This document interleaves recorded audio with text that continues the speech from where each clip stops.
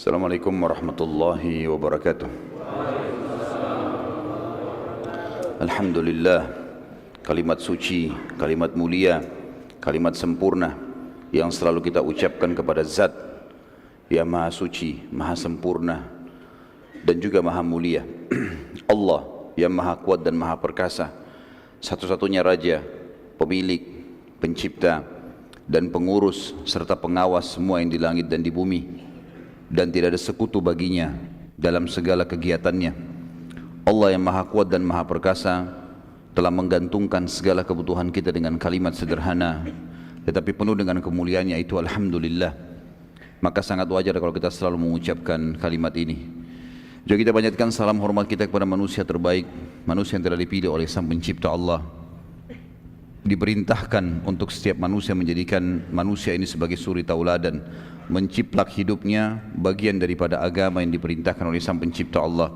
Makannya, minumnya, pakaiannya, berumah tangga, berekonomi, berinteraksi dan bergaul, serta juga bagaimana berpolitik. Seluruh lini kehidupan sosok manusia yang dibutuhkan untuk roda kehidupan telah dicontohkan oleh manusia terbaik ini.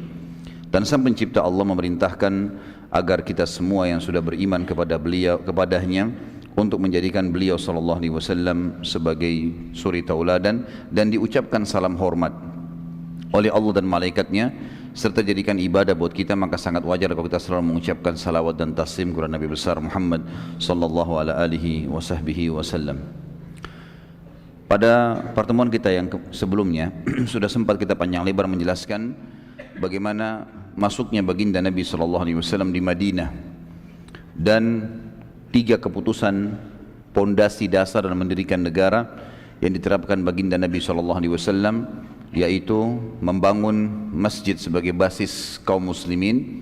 Tepatnya dalam hitungan hanya beberapa hari saja beliau tiba di Madinah sudah membangun Masjid Quba dan Masjid Nabawi, dan sudah kita sebutkan hikmah-hikmah daripada adanya masjid sebagai basis pertemuan kaum muslimin dan juga sebagai tempat untuk mengabsen tanda kutip diri mereka kepada Sang Pencipta Allah sehari 5 kali. Kemudian keputusan yang kedua adalah keputusan mempersaudarakan antara muslimin yang datang atau pendatang muhajirin dari Mekah dengan orang-orang yang mukim atau penduduk asli setempat Madinah. Dan ini juga sudah kita sebutkan bagaimana prosesinya dan juga apa hikmahnya. Kemudian yang ketiga adalah baginda Nabi SAW menerapkan peraturan pemerintahan sesuai dengan hukum Allah, di mana seluruh masyarakat Madinah termasuk orang-orang kafir wajib mengikuti peraturan Sang Pencipta Allah. Dan sudah kita sebutkan ada dua hal dalam poin ini, yaitu peraturan dengan orang-orang Yahudi di Madinah dan orang-orang sebagian yang masih musyrik dari orang-orang asli Madinah, dan juga untuk penduduk Mekah dari orang-orang Quraisy kalau datang ke Madinah untuk tidak dijamu dan juga tidak memberikan kepada mereka jaminan keamanan. Maka pada saat itu sudah saya katakan ada iklan perang dari Nabi SAW kepada Quraisy yang sudah menyiksa kaum muslimin dan menghentikan dakwah selama 13 tahun di Mekah. Juga sudah kita sebutkan teman-teman sekalian kejadian-kejadian besar yang terjadi sebelum perang Badr. Banyak sekali kejadian di tahun pertama Hijriah, menikahnya Nabi SAW dengan Aisyah, kemudian digenapkannya atau dilengkapkannya tata cara sholat seperti kita sekarang, yang tadinya cuma 2 rakaat semuanya, maka duhur ditambah 2, asar ditambah 2, maghrib ditambah 1, isya ditambah 2, dan itu juga di tahun pertama Hijriah. Juga dikumandangkan atau pertama diperintahkannya azan, karena memang azan belum ada di Mekah tapi terjadi di tahun pertama Hijriah. Kemudian juga meninggalnya As'ad bin Zurarah radhiyallahu anhu, sahabat Nabi yang mulia yang pertama kali mendirikan sholat Jumat. Dan ada beberapa kejadian-kejadian besar yang sudah kita sebutkan, termasuk diperintahkannya puasa Ramadan di tahun kedua dari masa hijrah Nabi SAW. Kemudian ada banyak peperangan-peperangan Nabi SAW atau upaya Nabi SAW bersama dengan sahabat yang Nabi SAW membentuk mereka dalam bentuk sariyah. Dan sariyah sudah saya bahasakan, setiap pasukan yang kurang dari 100 orang namanya sariyah. Dan Nabi SAW memiliki strategi perang yang seperti ini, sering mengutus 10 orang, 8 orang, 20 orang, pokoknya intinya di bawah 100 orang. Pasukan ini hanya untuk menyerang di waktu-waktu tertentu yang diperintahkan Nabi SAW, musuh walaupun jumlah mereka besar, dan ini banyak sekali yang berhasil, banyak sekali yang berhasil. Kemudian ada peperangan yang di atas 100 orang tapi beliau SAW tidak hadir, namanya Ma'rakah. Dan ada peperangan dihadiri Nabi SAW langsung di atas 100 orang, namanya Ghazwah. Dan sudah kita sebutkan semua panjang lebar contoh-contoh daripada peperangan-peperangan tersebut dan terjadi sebelum perang Badar. Malam ini teman-teman sekalian, semoga Allah berkahi, kita akan masuk ke perang yang sangat besar di dalam sejarah Islam dan sejarah dunia. Dikenal dengan perang kemenangan pertama dalam Islam. Walaupun sebelumnya ada peperangan-peperangan, tetapi Nabi SAW sempat menulis perdamaian dengan suku Dumrah, yang sudah kita jelaskan juga tadi untuk pada pertemuan kita, namanya dipimpin oleh Majdi. Dan juga suku Mudlij yang juga sempat menghadang pasukan Nabi SAW dan meminta perdamaian agar jangan mengganggu kafilah Quraisy. Kita sekarang teman-teman masuk di tahun 2 Hijriah di bulan Ramadan secara khusus. Begitu akhir Sya'ban di tahun 2 Hijriah, turunlah perintah untuk berpuasa Ramadan. Maka mulai 1 Ramadan, mulailah muslimin berpuasa wajib pada saat itu. Sebelumnya belum pernah ada perintah Ramadan. Jadi kurang lebih 14 tahun dari masa dakwah Nabi SAW belum ada perintah puasa Ramadan. Nanti di tahun 2 Hijriah. Maka para sahabat pada saat berangkat untuk perang di Badr, mereka dalam kondisi berpuasa. Telah sampai informasi kepada baginda Nabi SAW kalau ada kafilah Quraisy, dan sudah kita jelaskan kafilah itu kalau jumlah unta 3 ekor ke atas baru dikatakan kafilah. Dan kafilah Quraisy sudah kita jelaskan juga pada pertemuan kita yang sebelumnya, itu rata-rata di atas 1000 ekor unta, 1000, 1500 sampai 2500 sampai 3000, 4000 ekor unta. Kafilah dagang yang sangat besar. Nabi SAW sudah membentuk dari sebelum perang Badar ini banyak sekali sariyah-sariyah untuk menyerang kafilah Quraisy secara khusus. Karena ternyata orang-orang Quraisy mereka bejat sekali, terutama pimpinan-pimpinannya. Waktu kaum muslimin ditindas dan akhirnya mereka hijrah, maka para pimpinan kepala-kepala suku memperebutkan harta yang ditinggalkan oleh orang-orang kaya, termasuk hartanya Abu Bakar, hartanya Umar, hartanya Uthman, hartanya Abdurrahman ibn Auf, sahabat-sahabat Nabi yang kaya raya. Diambil semua harta-harta mereka, bahkan istri dan anaknya juga ada yang diambil. Maka Nabi SAW membentuk sariyah tujuannya untuk membalas itu. Sering terjadi penyerangan-penyerangan tapi belum berhasil. Tepatnya satu hari di bulan Ramadan, tepatnya di hari kedua Ramadan. Walaupun khilaf di antara ulama tentang hari ini, tapi ada pendapat yang mengatakan di hari 2 Ramadan. Jadi baru puasa sehari, terdapatlah informasi yang sampai kepada Nabi SAW, ternyata ada kafilah Quraisy yang sangat besar dari negeri Syam di utara Jazirah menuju ke Mekah dan melewati pinggir Madinah. Serta uniknya kafilah ini, dulu-dulunya sebelumnya kafilah selalu dikawal dengan 300 prajurit, 500 prajurit. Ini hanya dikawal dengan 40 orang. Padahal jumlah kafilah yang ada, unta-unta mereka dan harta yang mereka bawa itu lebih dari 2.500 ekor unta. Karena mereka anggap sebelumnya selalu berhasil, enggak pernah muslimin berhasil menyerang mereka, selalu lolos saja, gitu kan. Maka mereka merasa tentram. Dan uniknya juga kafilah ini, kebetulan sekali dengan hikmah Allah, semua harta muslimin yang dirampas oleh tokoh-tokoh Quraisy itu dikumpulkan menjadi satu, dipegang oleh Abu Jahal, oleh Abu Sufyan, Umayyah bin Khalaf, ya, Abu Lahab, banyak tokoh-tokoh Quraisy yang memang mengambil ini, harta ini. Lalu mereka menyatukannya di dalam satu kafilah ini. Jadi kafilah ini memang secara khusus adalah kafilah hartanya muslimin yang mereka rampas di Mekah. Nabi SAW dengar, dan kafilah dipimpin oleh Abu Sufyan. Waktu itu belum masuk Islam tentunya, karena masuk Islam nanti di pembebasan kota Mekah. Allah yang Maha Suci telah menentukan takdirnya pada saat itu, menyuruh Nabinya Muhammad SAW untuk keluar serang kafilah itu. Tetapi jangan iklankan ini sebagai sebuah peperangan untuk merebut kafilah dan mengembalikan hak muslimin. Maka diiklankannya pertama kali sariyah atau Ghazwah, peperangan dipimpin Nabi SAW untuk menyerang kafilah Quraisy yang digabung antara orang-orang asli Mekah Muhajir dan juga orang-orang asli Madinah Ansar. Kalau masih ingat tadi saya sempat jelaskan di pertemuan kita yang sebelumnya, Sariyah-sariyah yang diutus oleh Nabi SAW selalu dari orang-orang Mekah, supaya tidak ada masalah. Jangan nanti orang menilai, oh ini Muhammad sengaja menyerang untuk merampas. Padahal sebenarnya tujuannya Nabi SAW mengembalikan harta orang-orang Mekah. Tapi khusus pada saat ini diiklankan siapa yang mau ikut menyerang kafilah Quraisy termasuk orang-orang asli Madinah boleh. Maka terkumpullah bersama Nabi SAW waktu itu 313 orang. Banyak yang tidak ikut memang, jumlah masyarakat Madinah banyak, ribuan orang. Tapi karena ini pilihan, bukan sebuah kewajiban, maka akhirnya yang ikut tidak banyak. Allah Subhanahu wa taala di sini dikatakan oleh para ulama sirah, tanda kutip ya, mengatur sebuah strategi atau rekayasa tanda kutip, tapi positif ya. Sebuah strategi agar terjadi peperangan ini. Dan itu Allah sebutkan dalam surah Al-Anfal, surah nomor 8 ayat 5. A'udzu billahi minasyaitonir rajim. Kama akhrajaka rabbuka min baitika bil haqq. Kama akhrajaka rabbuka min baitika bil haqqi wa inna fariqam minal mu'minina lakarihun.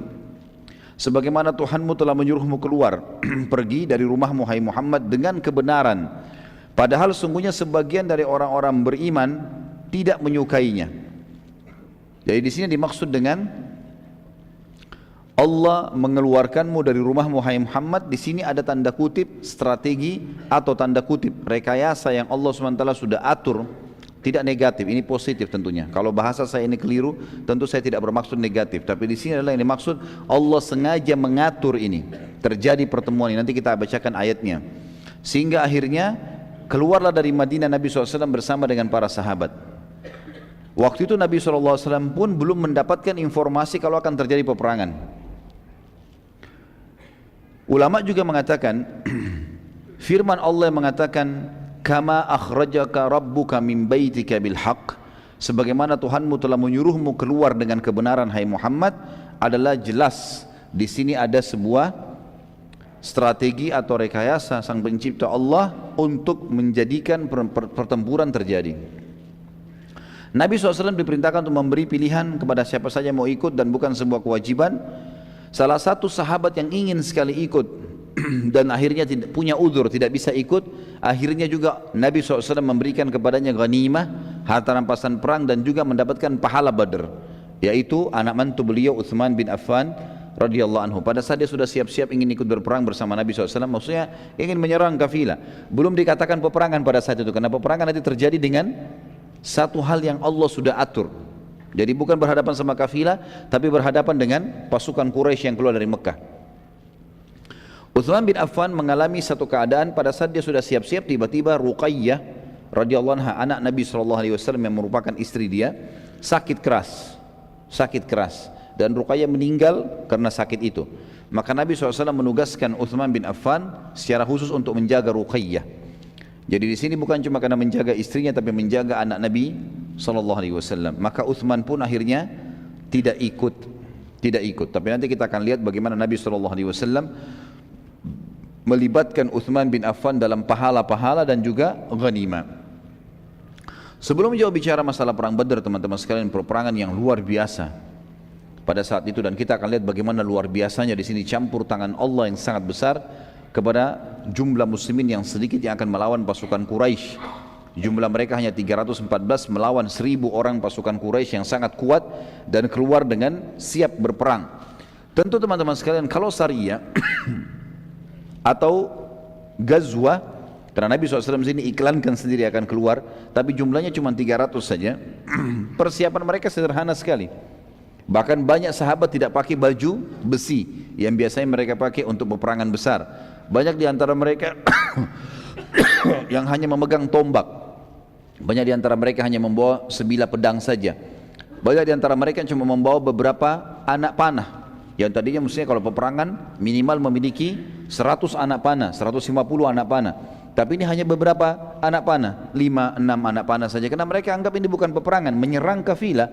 Kafilah dijaga oleh 40 orang. Jumlah mereka 314 orang, gitu kan? Dalam pandangan mereka, kalaupun berhasil maka pasti menang. Sebelum membaca panjang lebar itu atau mengetahui tentang peperangan Badar yang mulia, Kita akan lihat dulu ada satu keajaiban yang terjadi, yaitu mimpi Atiqah binti Abdul Muttalib. Dan ini jarang sekali orang mengetahui tentang kejadian ini, padahal sebenarnya ini berhubungan sekali dengan perang Badr. Sebagian ulama sirah juga menyebutkan tentang riwayat ini, dan riwayat ini sahih tentang mimpi Atiqah binti Abdul Muttalib adalah tante Nabi SAW. Waktu itu Atiqah belum masuk Islam. Ini bersaudara dengan Abbas, juga belum masuk Islam pada saat itu. Abbas nanti masuk Islam di pembebasan, sebelum pembebasan kota Mekah beberapa saat. Atiqah, teman-teman sekalian, 3 hari sebelum terjadi perang Badar sempat mimpi di Mekah. Dan mimpinya itu membuat dia ketakutan sekali. Karena pada malam itu Atiqah mimpi ada seseorang yang dia lihat datang dari kejauhan, kemudian naik ke atas sebuah bukit tinggi di Mekah.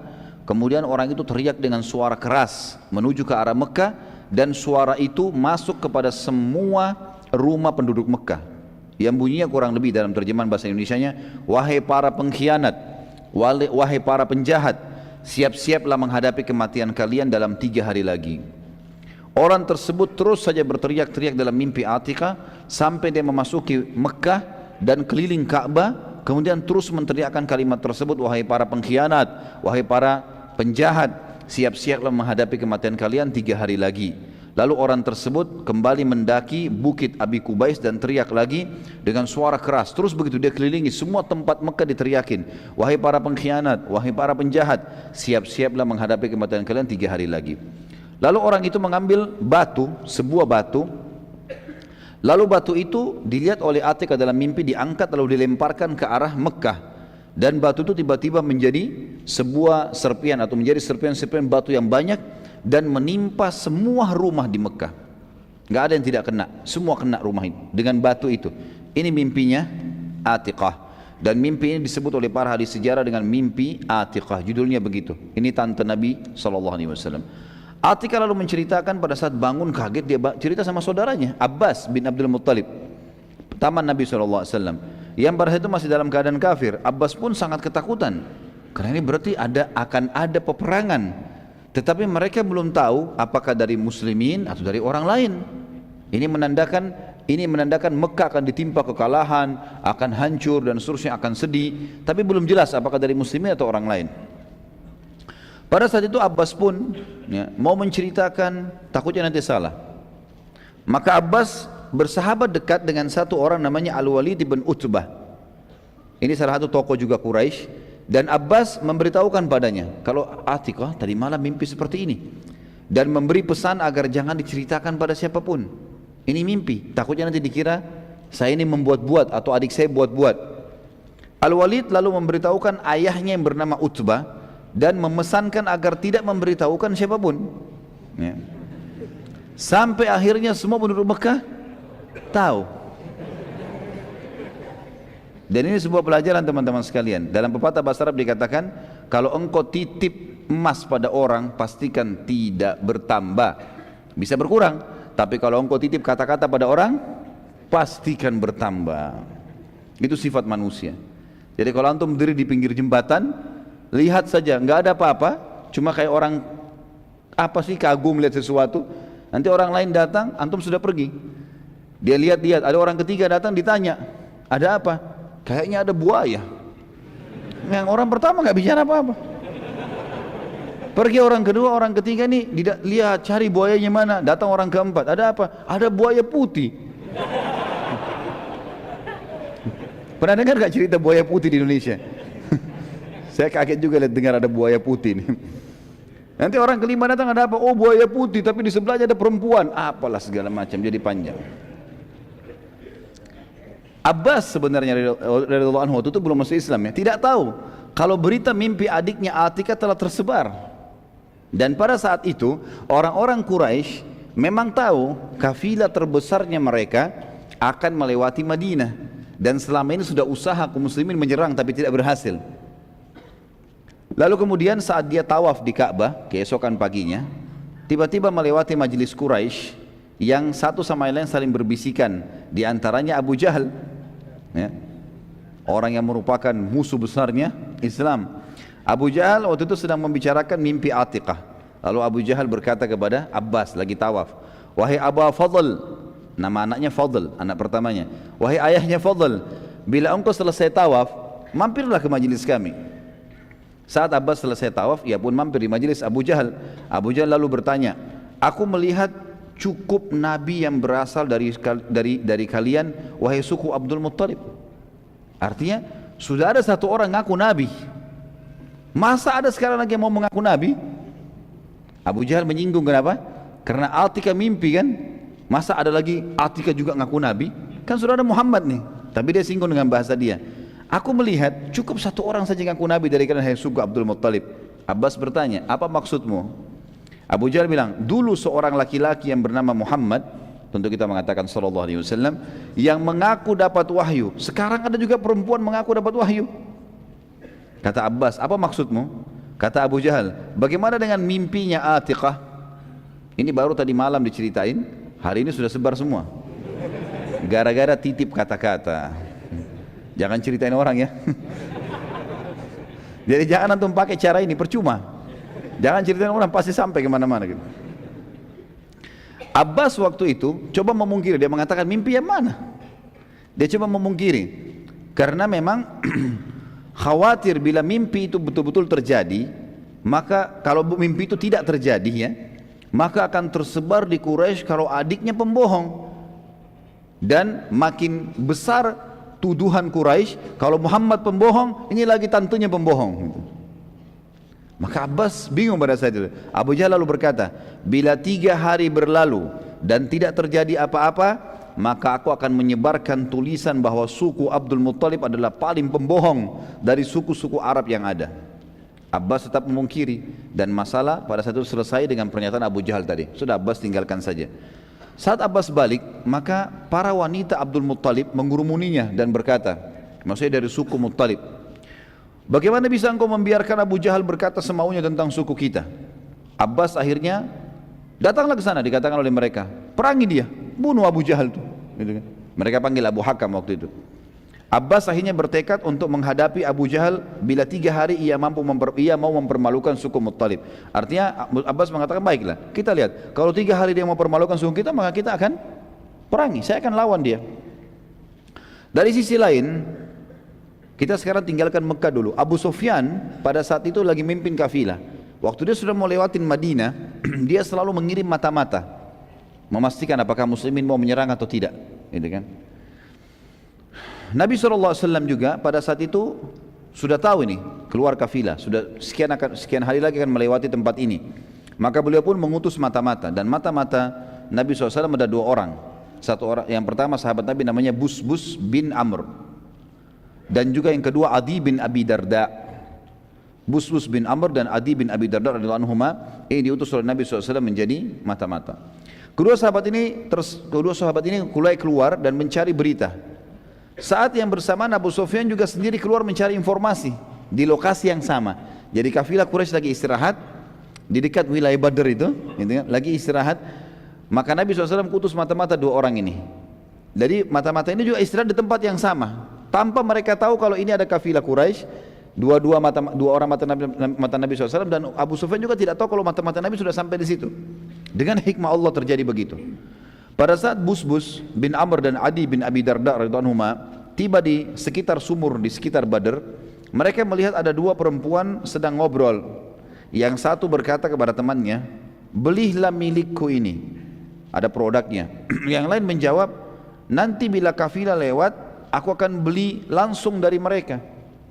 Kalimat ini berarti menandakan penduduk setempat tahu kafilah sudah lewat.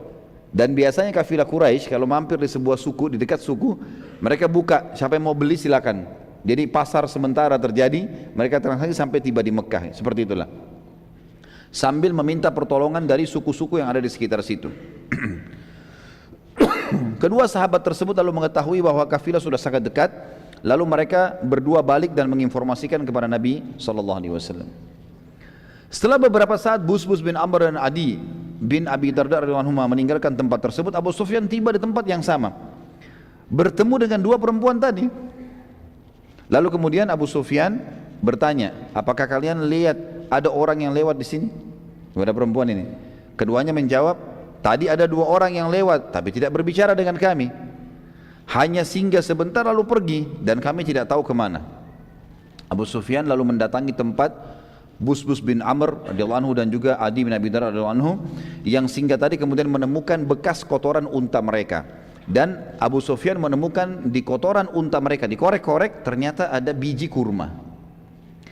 Di sini perlu diketahui teman-teman sekalian, ini dalam sekali pelajaran sirahnya ini kalau kita masuk ke dalam hal-hal yang seperti ini, karena banyak sekali strategi juga yang ternyata pada saat itu sudah terjadi dan luar biasa gitu.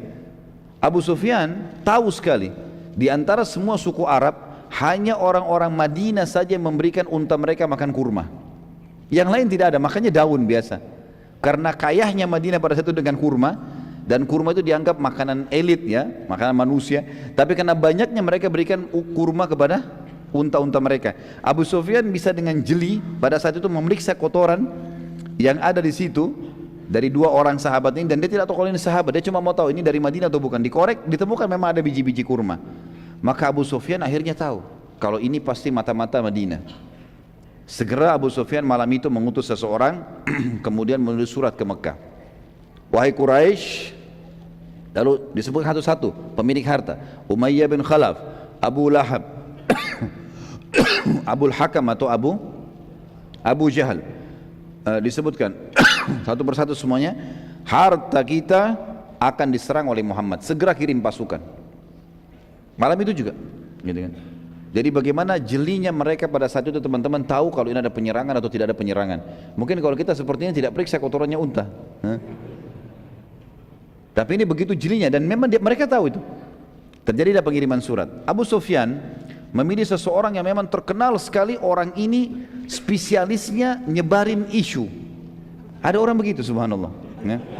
Nanti lihat bagaimana caranya dia sebarin isu ya, luar biasa caranya. Jadi kalau ada orang yang seperti ini sekarang mungkin sudah belajar dari zaman jahiliyah.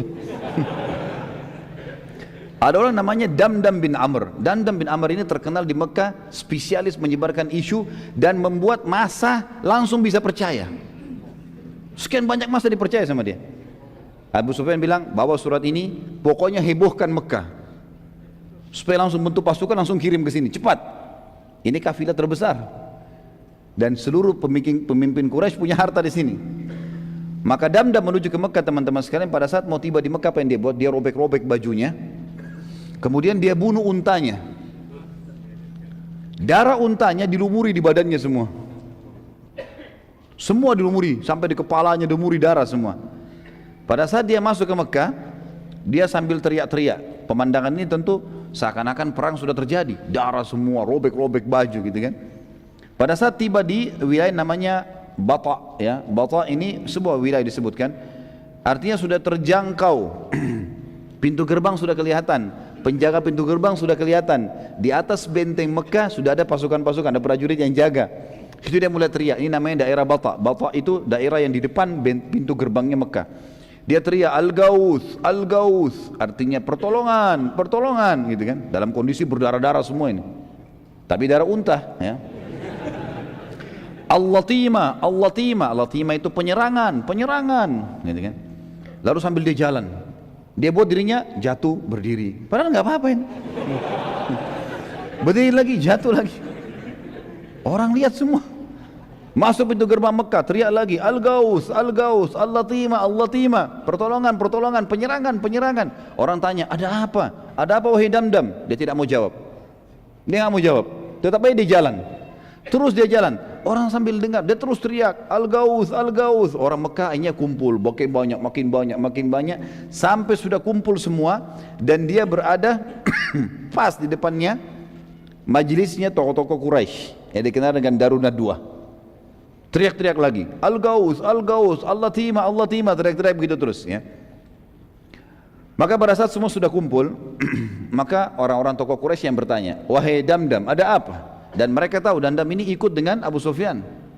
Mereka tahu ini adalah ikut sama kafilah Abu Sufyan. Dan kebetulan Damdam pada saat itu salah satu dari 40 orang prajurit yang sedang mengawal kafilah. Kalau tidak salah memang dia juga pimpinan dari 40 pengawal itu gitu kan. Maka dia pun akhirnya teriak-teriak, lalu dia mengatakan, penduduk Madinah dan Muhammad sudah menyerang Bukan dia bilang baru persiapan ya, sudah menyerang kafilah. Gitu kan? Kalau kalian tidak berusaha menolongnya secepat mungkin, maka dipastikan harta kalian habis semua. 2.000 maaf, 2.500 atau 3.000 ekor unta semuanya pasti akan habis.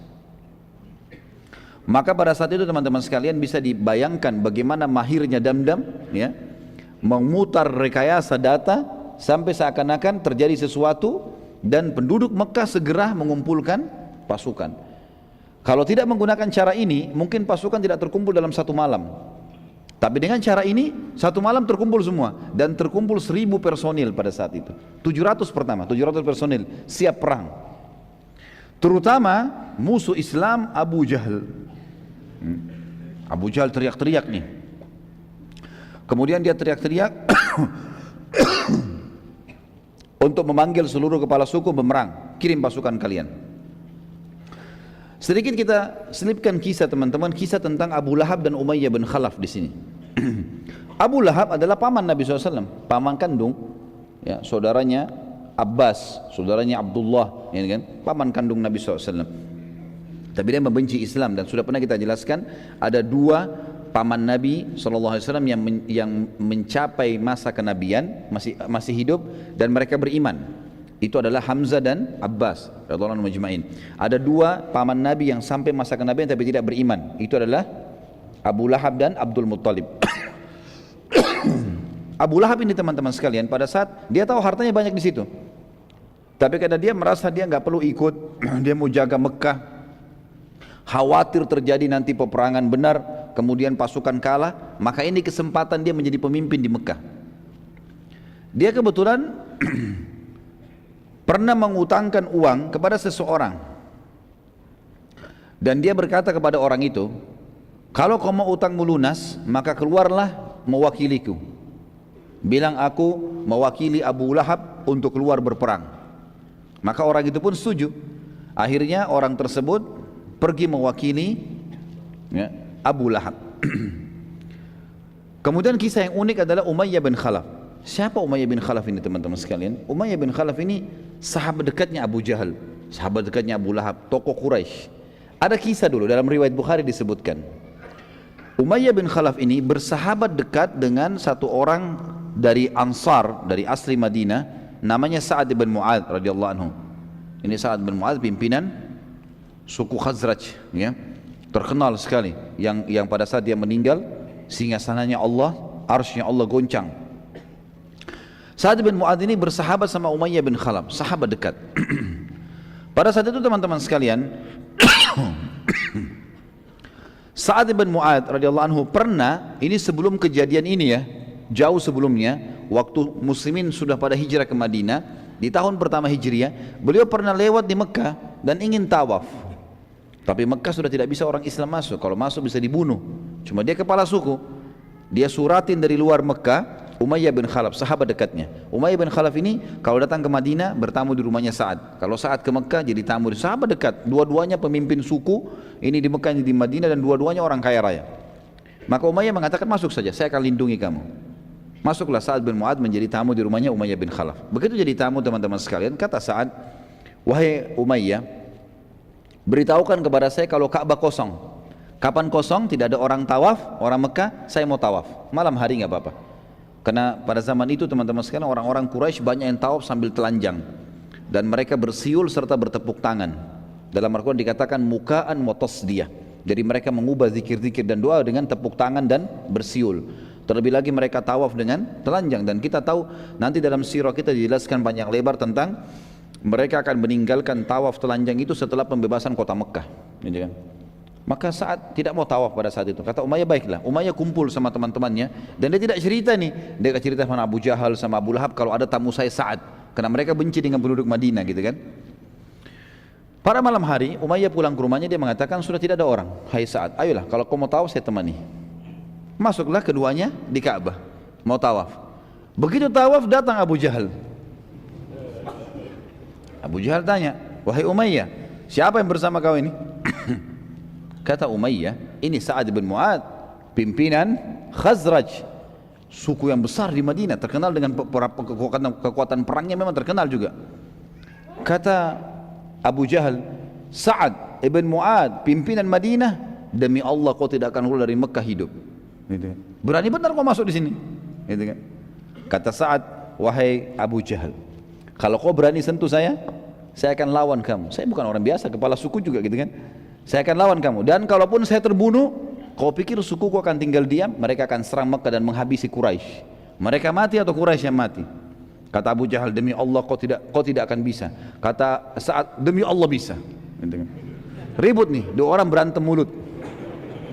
Umayyah bin Khalaf di tengah-tengah. Dia lihat ke sebelah kirinya Abu Jahal, sahabatnya, pimpinan Mekah. Dia lihat sebelah Sa'ad bin Mu'ad, sahabatnya. Tapi ini muslim, ini kafir kan, seagama dengan dia. Dalam riwayat Bukhari dikatakan jiwanya Umayyah cenderung kepada Abu Jahal.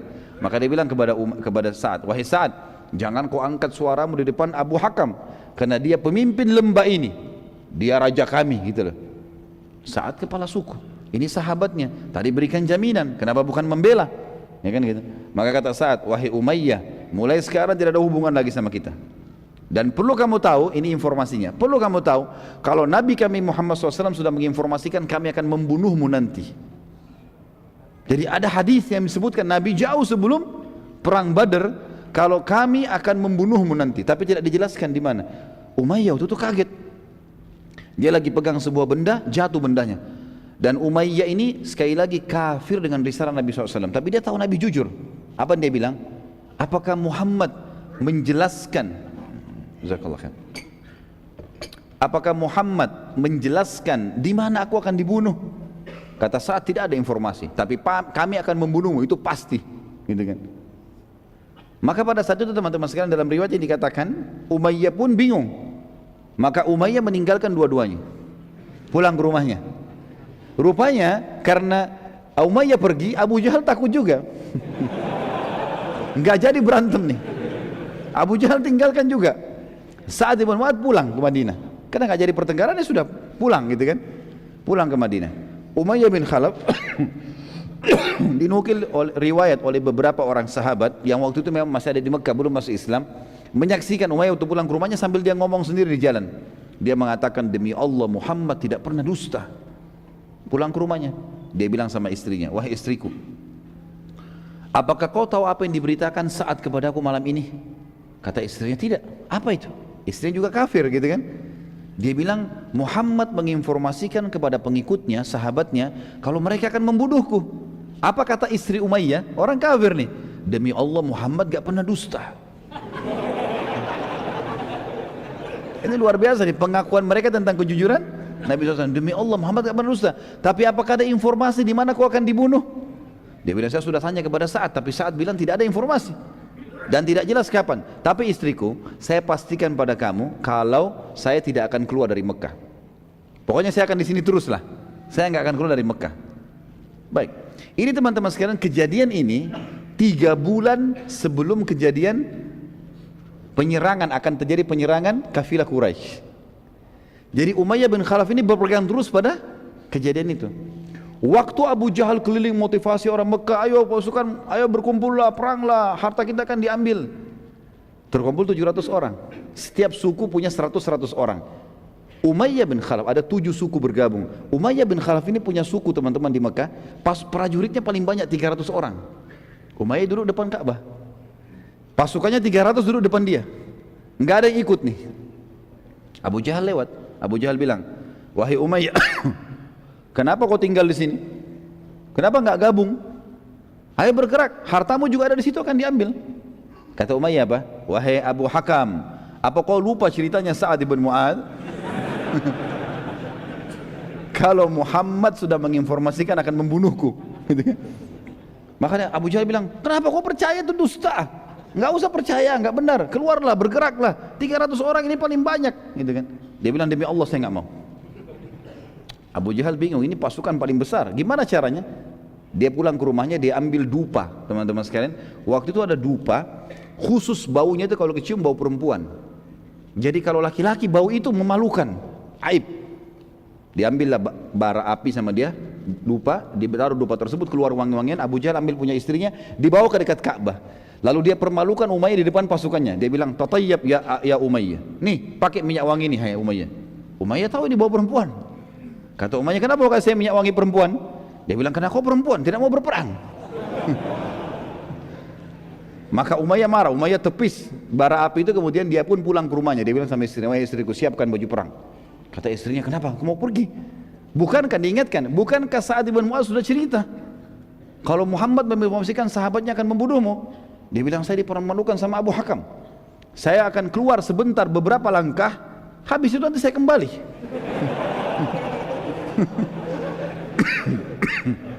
Maka yang terjadi teman-teman sekalian, pada saat itu istrinya pun menyiapkan. Subhanallah, setiap kali pasukan Quraisy yang 1000, terkumpul 1000 akhirnya kan, setiap kali istirahat menuju ke Madinah, menuju ke Badr, setiap kali istirahat Abu Jahal selalu datang pertama ke Umayyah. Wahai Umayyah, kau berdiri duluan, dijaga sampai tergiring ke perang Badr. Dan nanti kita akan ceritakan terbunuhnya dia di perang Badr. Ini salah satu mukjizat baginda Nabi sallallahu alaihi wasallam. Jadi Sa'ad bin Mu'adz radhiyallahu anhu adalah pimpinan suku Aus dan bukan Khazraj.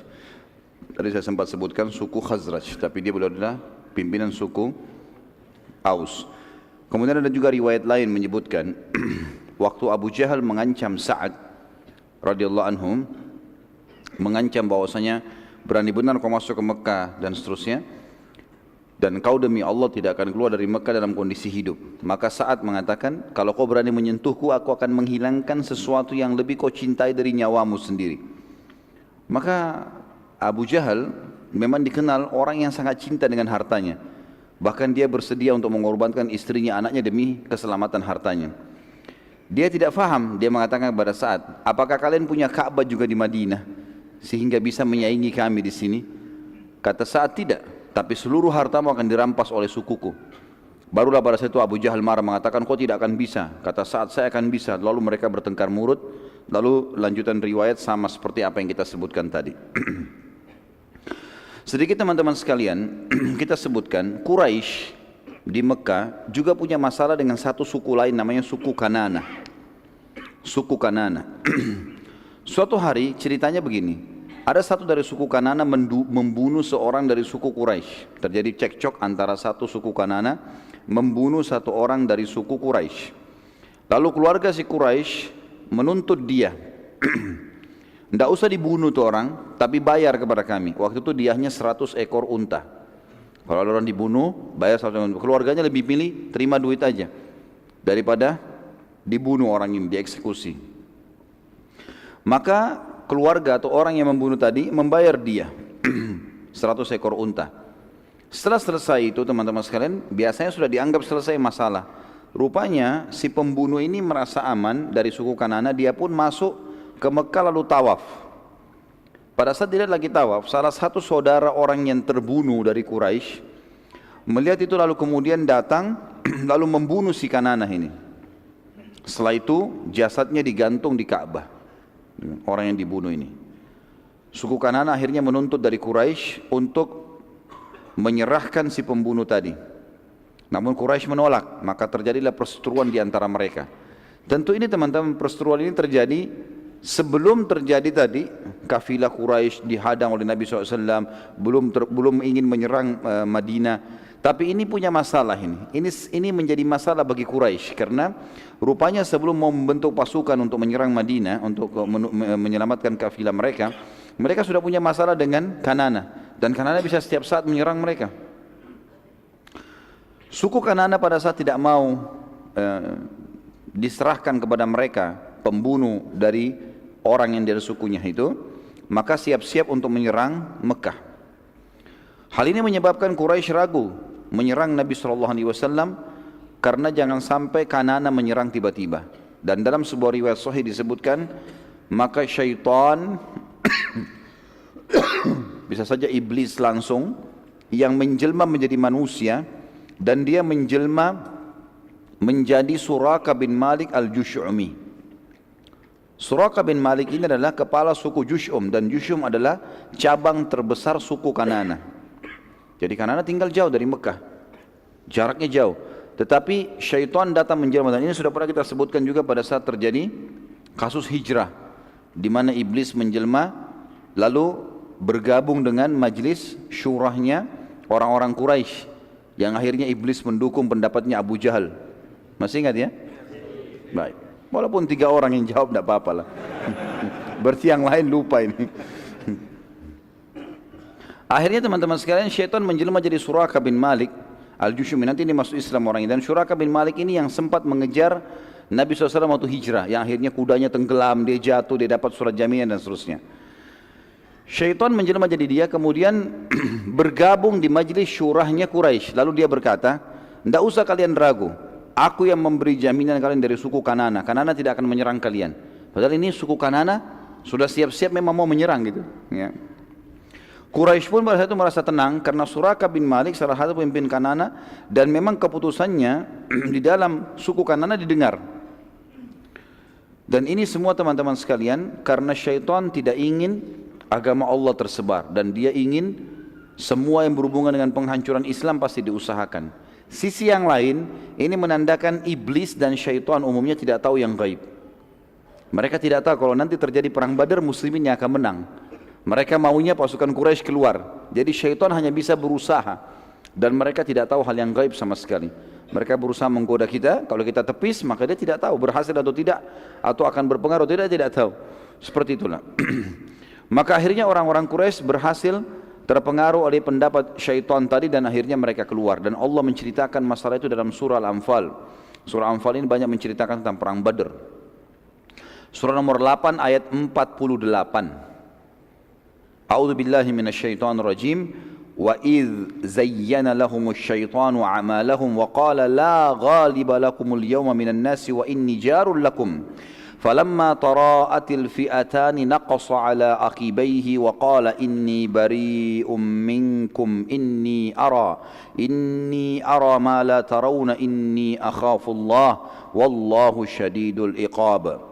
Dan ingatlah ketika syaitan menjadikan mereka memandang baik pekerjaan mereka dan mengatakan, tidak ada seorang pun yang dapat menang terhadap kalian pada hari ini. Maksudnya tadi ini cerita tentang syaitan yang menjelma jadi Suraka bin Malik memotivasi Quraisy untuk menyerang Nabi SAW. Maka syaitan berkata, tidak ada seorang manusia pun yang bisa menang terhadap kalian pada hari ini, dan sungguhnya saya ini pelindung kalian. Maka tak kala kedua pasukan sudah berhadapan, syaitan sudah lihat ternyata pasukan muslimin ada, gitu kan, dan kuat. Maka syaitan pun berkata, sesungguhnya saya berlepas diri dari kalian. Sesungguhnya saya dapat melihat apa yang kalian tidak dapat lihat, dan sesungguhnya saya takut kepada Allah, dan Allah sangat keras siksaannya. Kata sebagian ulama tafsir, syaitan pada saat itu hadir di perang Badar, kemudian dia melihat malaikat yang turun membantu kaum muslimin. Maka pada saat itulah dia mengatakan, saya takut, saya lihat apa yang kalian tidak lihat. Saya bisa lihat malaikat, kalian tidak bisa lihat malaikat. Dan saya takut kepada Allah karena Allah sangat keras siksaannya. Kalau malaikat begini sudah datang, habis nih ceritanya. Udah pasti kalah gitu. Tapi tadinya dia yang memotivasi orang Quraisy untuk keluar. Bayangkan sini teman-teman pentingnya belajar sirah nih. Jadi ternyata ayat ini kalau kita baca dan kita tidak tahu sebab turunnya, sebab kejadian kita tidak paham nih. Mungkin hanya umum, oh syaitan menggoda, tapi ternyata ini terjadi dengan luar biasa ya. Syaitan bisa menjelma jadi manusia, memotivasi orang-orang kafir untuk menyerang Nabi SAW. Dan ini sebab turunnya ayat, dan hadis ini hadis sahih menjelaskan tentang kejadian tersebut. Nabi SAW pada saat mengetahui Quraisy keluar dengan kekuatan 1.000 orang, beliau SAW mengetahui kekuatan pasukannya hanya 313 orang, 314 dengan beliau SAW. Jadi ini cuma 30% dari kekuatan orang Quraisy kurang lebih. Dan perlu diketahui 314 orang ini niatnya bukan untuk perang. Makanya saya bilang tadi lebih sederhana. Tidak pakai baju pedang, tidak pakai baju besi, tidak pakai topi besi, pakai pisau, pedang sederhana. Ada yang cuma bawa tombak, ada yang cuma bawa beberapa busur panas saja. Pada saat itu jumlah sahabat tepatnya 313 orang, 315 dengan Nabi SAW, dan hanya terdiri dari 70 ekor hewan tunggangan, 2 ekor kuda dan 68 ekor unta. Setiap sahabat saling bergantian menunggangi unta mereka, dan yang sama sekali tidak memiliki hewan, maka sepanjang perjalanan mereka berjalan kaki. Sementara Quraisy memiliki 1.000 orang, semuanya personil perang, terdiri dari 200 pasukan kuda dan 800 pasukan unta. Jadi semuanya menunggangi. Jadi kalau kita sekarang perang ini ada pejalan kaki, gitu kan? Pasukan muslimin jumlahnya banyak yang jalan kaki dan cuma sedikit, 68 orang saja, 68 ekor unta saja dengan 2 ekor kuda, jadi cuma 70 ekor kurang lebih. Jadi masih ada 200 sekian orang yang jalan kaki, lebih banyak jalan kaki gitu kan, dengan sederhana. Sementara Quraisy 1000 semuanya menunggangi kuda. Kalau kayak zaman sekarang semuanya pakai tank dan yang lainnya sendiri cuma jalan kaki gitu.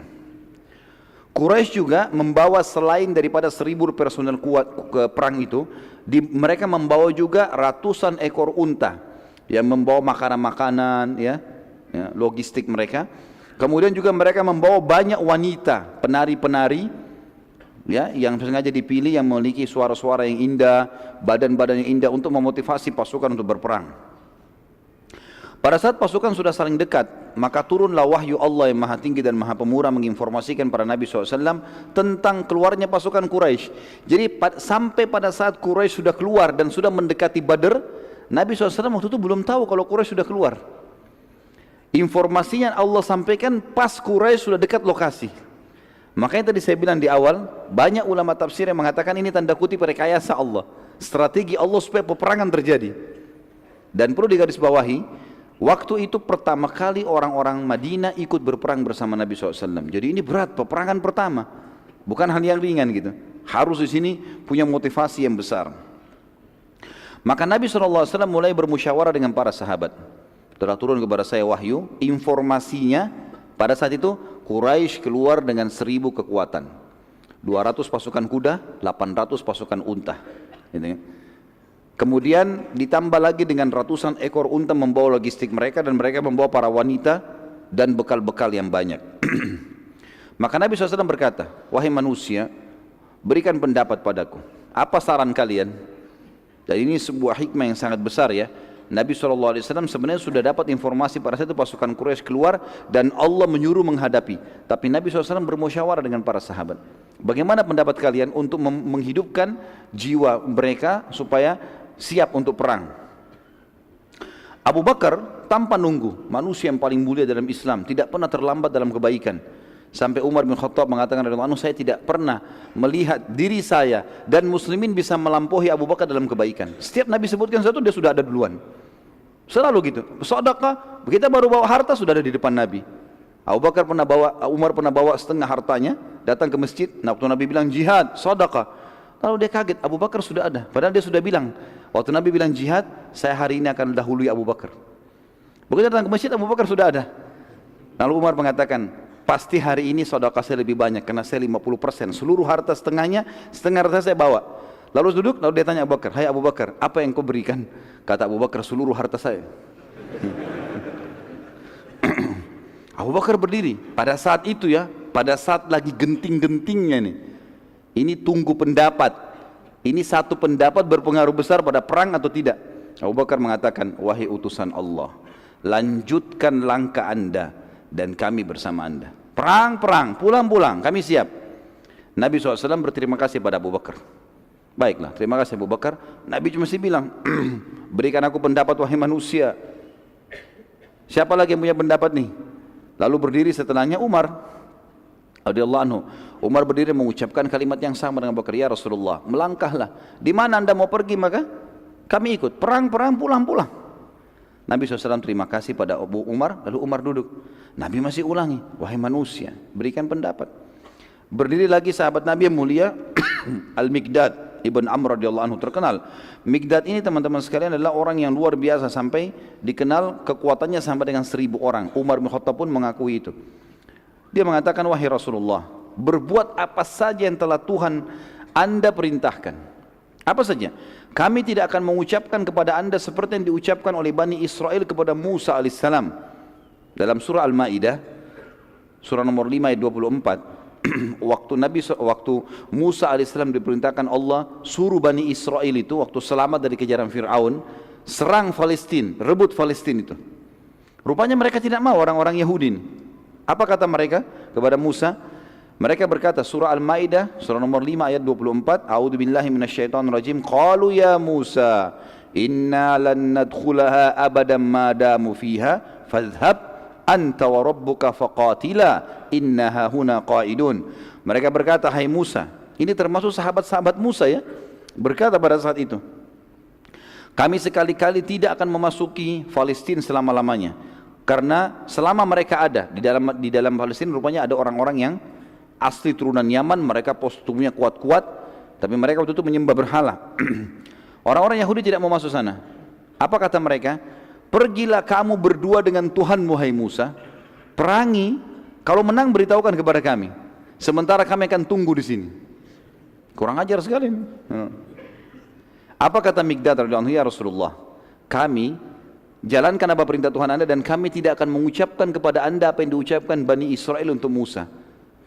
Tapi kami akan mengatakan, pergilah Anda dengan Tuhan Anda dan perangilah mereka, sementara kami akan bersama dengan kalian berdua berperang. Demi Allah, wahai utusan Allah, bila Anda membawa kami ke Biraqal Jimad, pastikan tidak seorang pun di antara kami yang berkhianat, pasti kami akan ikut. Perlu teman-teman garis bawahi, apa sih Biraqal Jimad? Kenapa Mikdad memilih kalimat ini? Biraqal Jimad, teman-teman sekalian, adalah sebuah tempat di wilayah Yaman.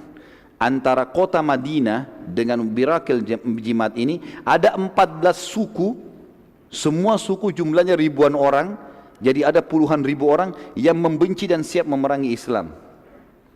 Waktu itu jumlah mereka 300 orang saja. Apa kata Mikdad? Ya Rasulullah, kalau Anda mengajak kami ke Biraqal Jimad, ya, ke sana, Biraqal Jimad ini tadi dari Madinah ke sana jaraknya ada 14 suku, ribuan orang, semuanya benci Islam. Kami lewatin satu-satu suku itu, kami perangin sampai ke lokasi itu, kami siap. Seperti itu bahasa, jadi luar biasa. Artinya jangan Anda menyuruh kami berperang satu peperangan, 14 peperangan pun kami siap. Kalimat yang luar biasa. Kata sahabat yang merawikan hadis ini, sungguh Mikdad telah mengucapkan kalimat di perang Badar yang aku berharap aku yang mengucapkannya, karena kalimat itu lebih aku cintai daripada humurun ni'am, atau nikmat yang terbesar, gitu kan. Karena kalimat ini mulia sekali. Nabi SAW masih belum puas. Beliau berterima kasih pada kita lalu mengatakan, wahai manusia, berikan pendapat. Masih kurang kalau cuma 3 orang. Ayo, siapa lagi yang bisa pendapat? Ahli sejarah mengatakan sebab Nabi SAW terus meminta pendapat karena semua yang memberikan pendapat dari Abu Bakar, Umar, Mikdad radhiyallahu anhu ini adalah orang-orang Mekah semua. Orang-orang Mekah wajar karena mereka masih marah sama Quraisy, perilaku-perilaku yang jahat. Belum ada satupun orang Madinah yang memberikan pendapat nih. Makanya Nabi tanya terus, wahai manusia. Tapi Nabi punya tata krama. Nabi enggak bilang, wahai Ansar bagaimana kalian? Enggak. Wahai manusia, berikan pendapat lagi. Nabi tunggu terus. Terus saja, dan tercatat dalam sejarah ini baru peperangan pertama diikuti oleh orang-orang Ansar bersama Nabi SAW. Dan perlu digarisbawahi teman-teman sekalian, di Bai'at Aqabah pada saat Nabi SAW di Mekah dan orang-orang Quraisy, orang-orang Madinah datang membaiat Nabi SAW, memberikan kesetiaan, janji setianya, itu akan membela Nabi di Madinah, di kota Madinah. Di luar Madinah belum ada akad. Akadnya waktu itu, kalau Anda datang ke Madinah ya Rasulullah, kami bela Anda. Jadi belum ada akad, kalau sudah tiba di Madinah kami menyerang, Anda menyerang kami ikut, belum ada itu. Maka Nabi SAW ingin tahu ini, benar gak ini, gimana Madinah ini? Pada saat itu teman-teman sekalian, Sa'ad bin Mu'adz, tadi tokoh kita yang mulia, pimpinan suku Aus, tadi saya keliru, saya katakan Khazraj ya. Beliau berdiri lalu mengatakan, kami melihat ya Rasulullah, seakan-akan Anda menyinggung kami orang-orang Ansar.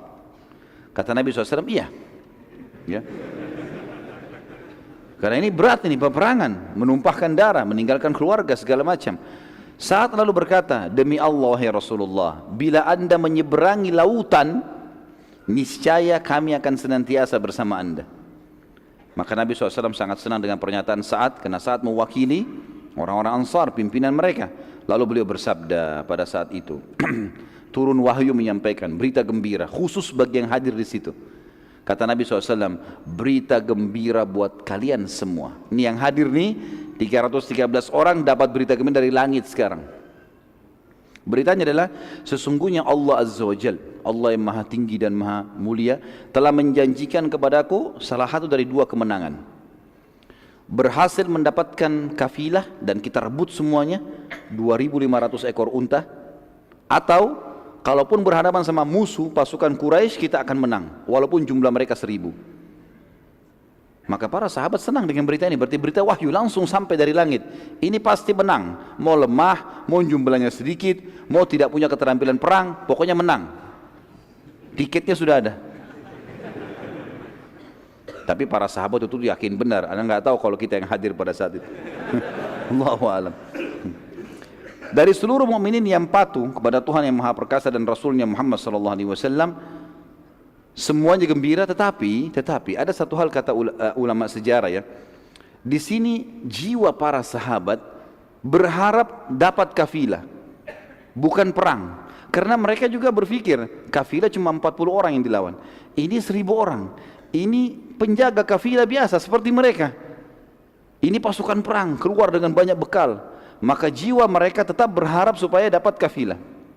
Mereka tidak berharap ada peperangan. Dan Allah ceritakan masalah itu dalam surah Anfal ayat surah nomor 8 ayat 5. A'udzu billahi minasyaitonir rajim, kama akhrajaka rabbuka min baitika bil haqq wa inna fariqam minal mu'minina lakarihun.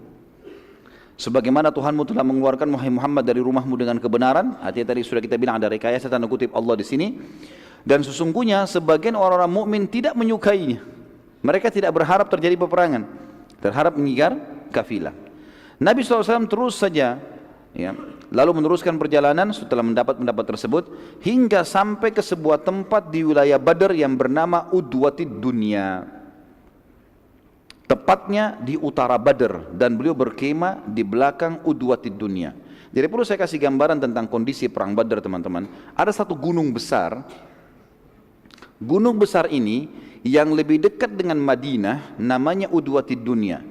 Di sebelahnya gunung itu namanya Udwatil Quswa. Jadi dunia dan Quswa gitu ya. Pasukan Nabi SAW tiba di Udwatid Dunya. Belum tahu ini lokasi perang di mana, tapi yang jelas sampai di situ. Lalu Nabi SAW menyuruh para sahabat untuk tinggal sejenak, istirahat. Dan itu sudah menjelang malam. Rupanya tanpa diketahui oleh Nabi SAW, pasukan Quraisy tiba di Udwatil Quswa.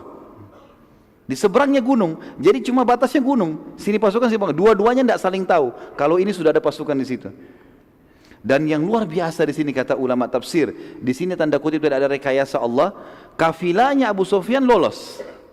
Kafilah Abu Sufyan tidak tahu kalau pasukan sudah tiba di lokasi itu. Mereka juga tidak tahu kalau pasukan muslimin ada. Kedua pasukan tidak saling tahu. Luar biasa Allah atur kejadian ini, dan kita akan bacakan ayat berbicara masalah itu. Pada saat itu teman-teman sekalian, Abu Sufyan belum tahu kalau Quraisy sudah tiba di wilayah Badr, dan ia terus menyelamatkan kafilah dengan menelusuri gunung demi gunung hingga keluar dari wilayah Badr dan keluar ke pesisir Laut Merah dan berhasil selamat dari pasukan muslimin. Sesuatu yang merupakan rekayasa Allah Azza wa Jalla, tanda kutip di sini, ketiga kelompok tersebut tidak satu pun saling mengetahui keberadaan masing-masing. Dan hal ini Allah ceritakan dalam Al-Quran dengan sangat jelas. Kembali lagi surah Al-Anfal, surah nomor 8 ayat 42. A'udzu billahi minasyaitonir rajim. Idz antum bil udwatid dunya wa hum bil udwatil quswa war raqbu asfala minkum walau tawa'adtum lakhtalaftum fil mi'adi walakin liyaqdiyallahu amran kana maf'ulan liyahlika man halaka an bayyinatin wa yahya man hayya an bayyinah wa innallaha lasami'un alim. Ingatlah pada hari ketika kamu berada di pinggir lembah yang dekat, maksudnya Udwatid Dunya tadi, lebih dekat dengan Madinah, dan ketika mereka pasukan Quraisy berada di lembah Quswa, lembah yang lebih jauh di sebelahnya gunung. Sementara kafilah yang sedang kalian kejar berada di bawah kalian, maksudnya sudah melampaui tempat itu, sudah berhasil lolos.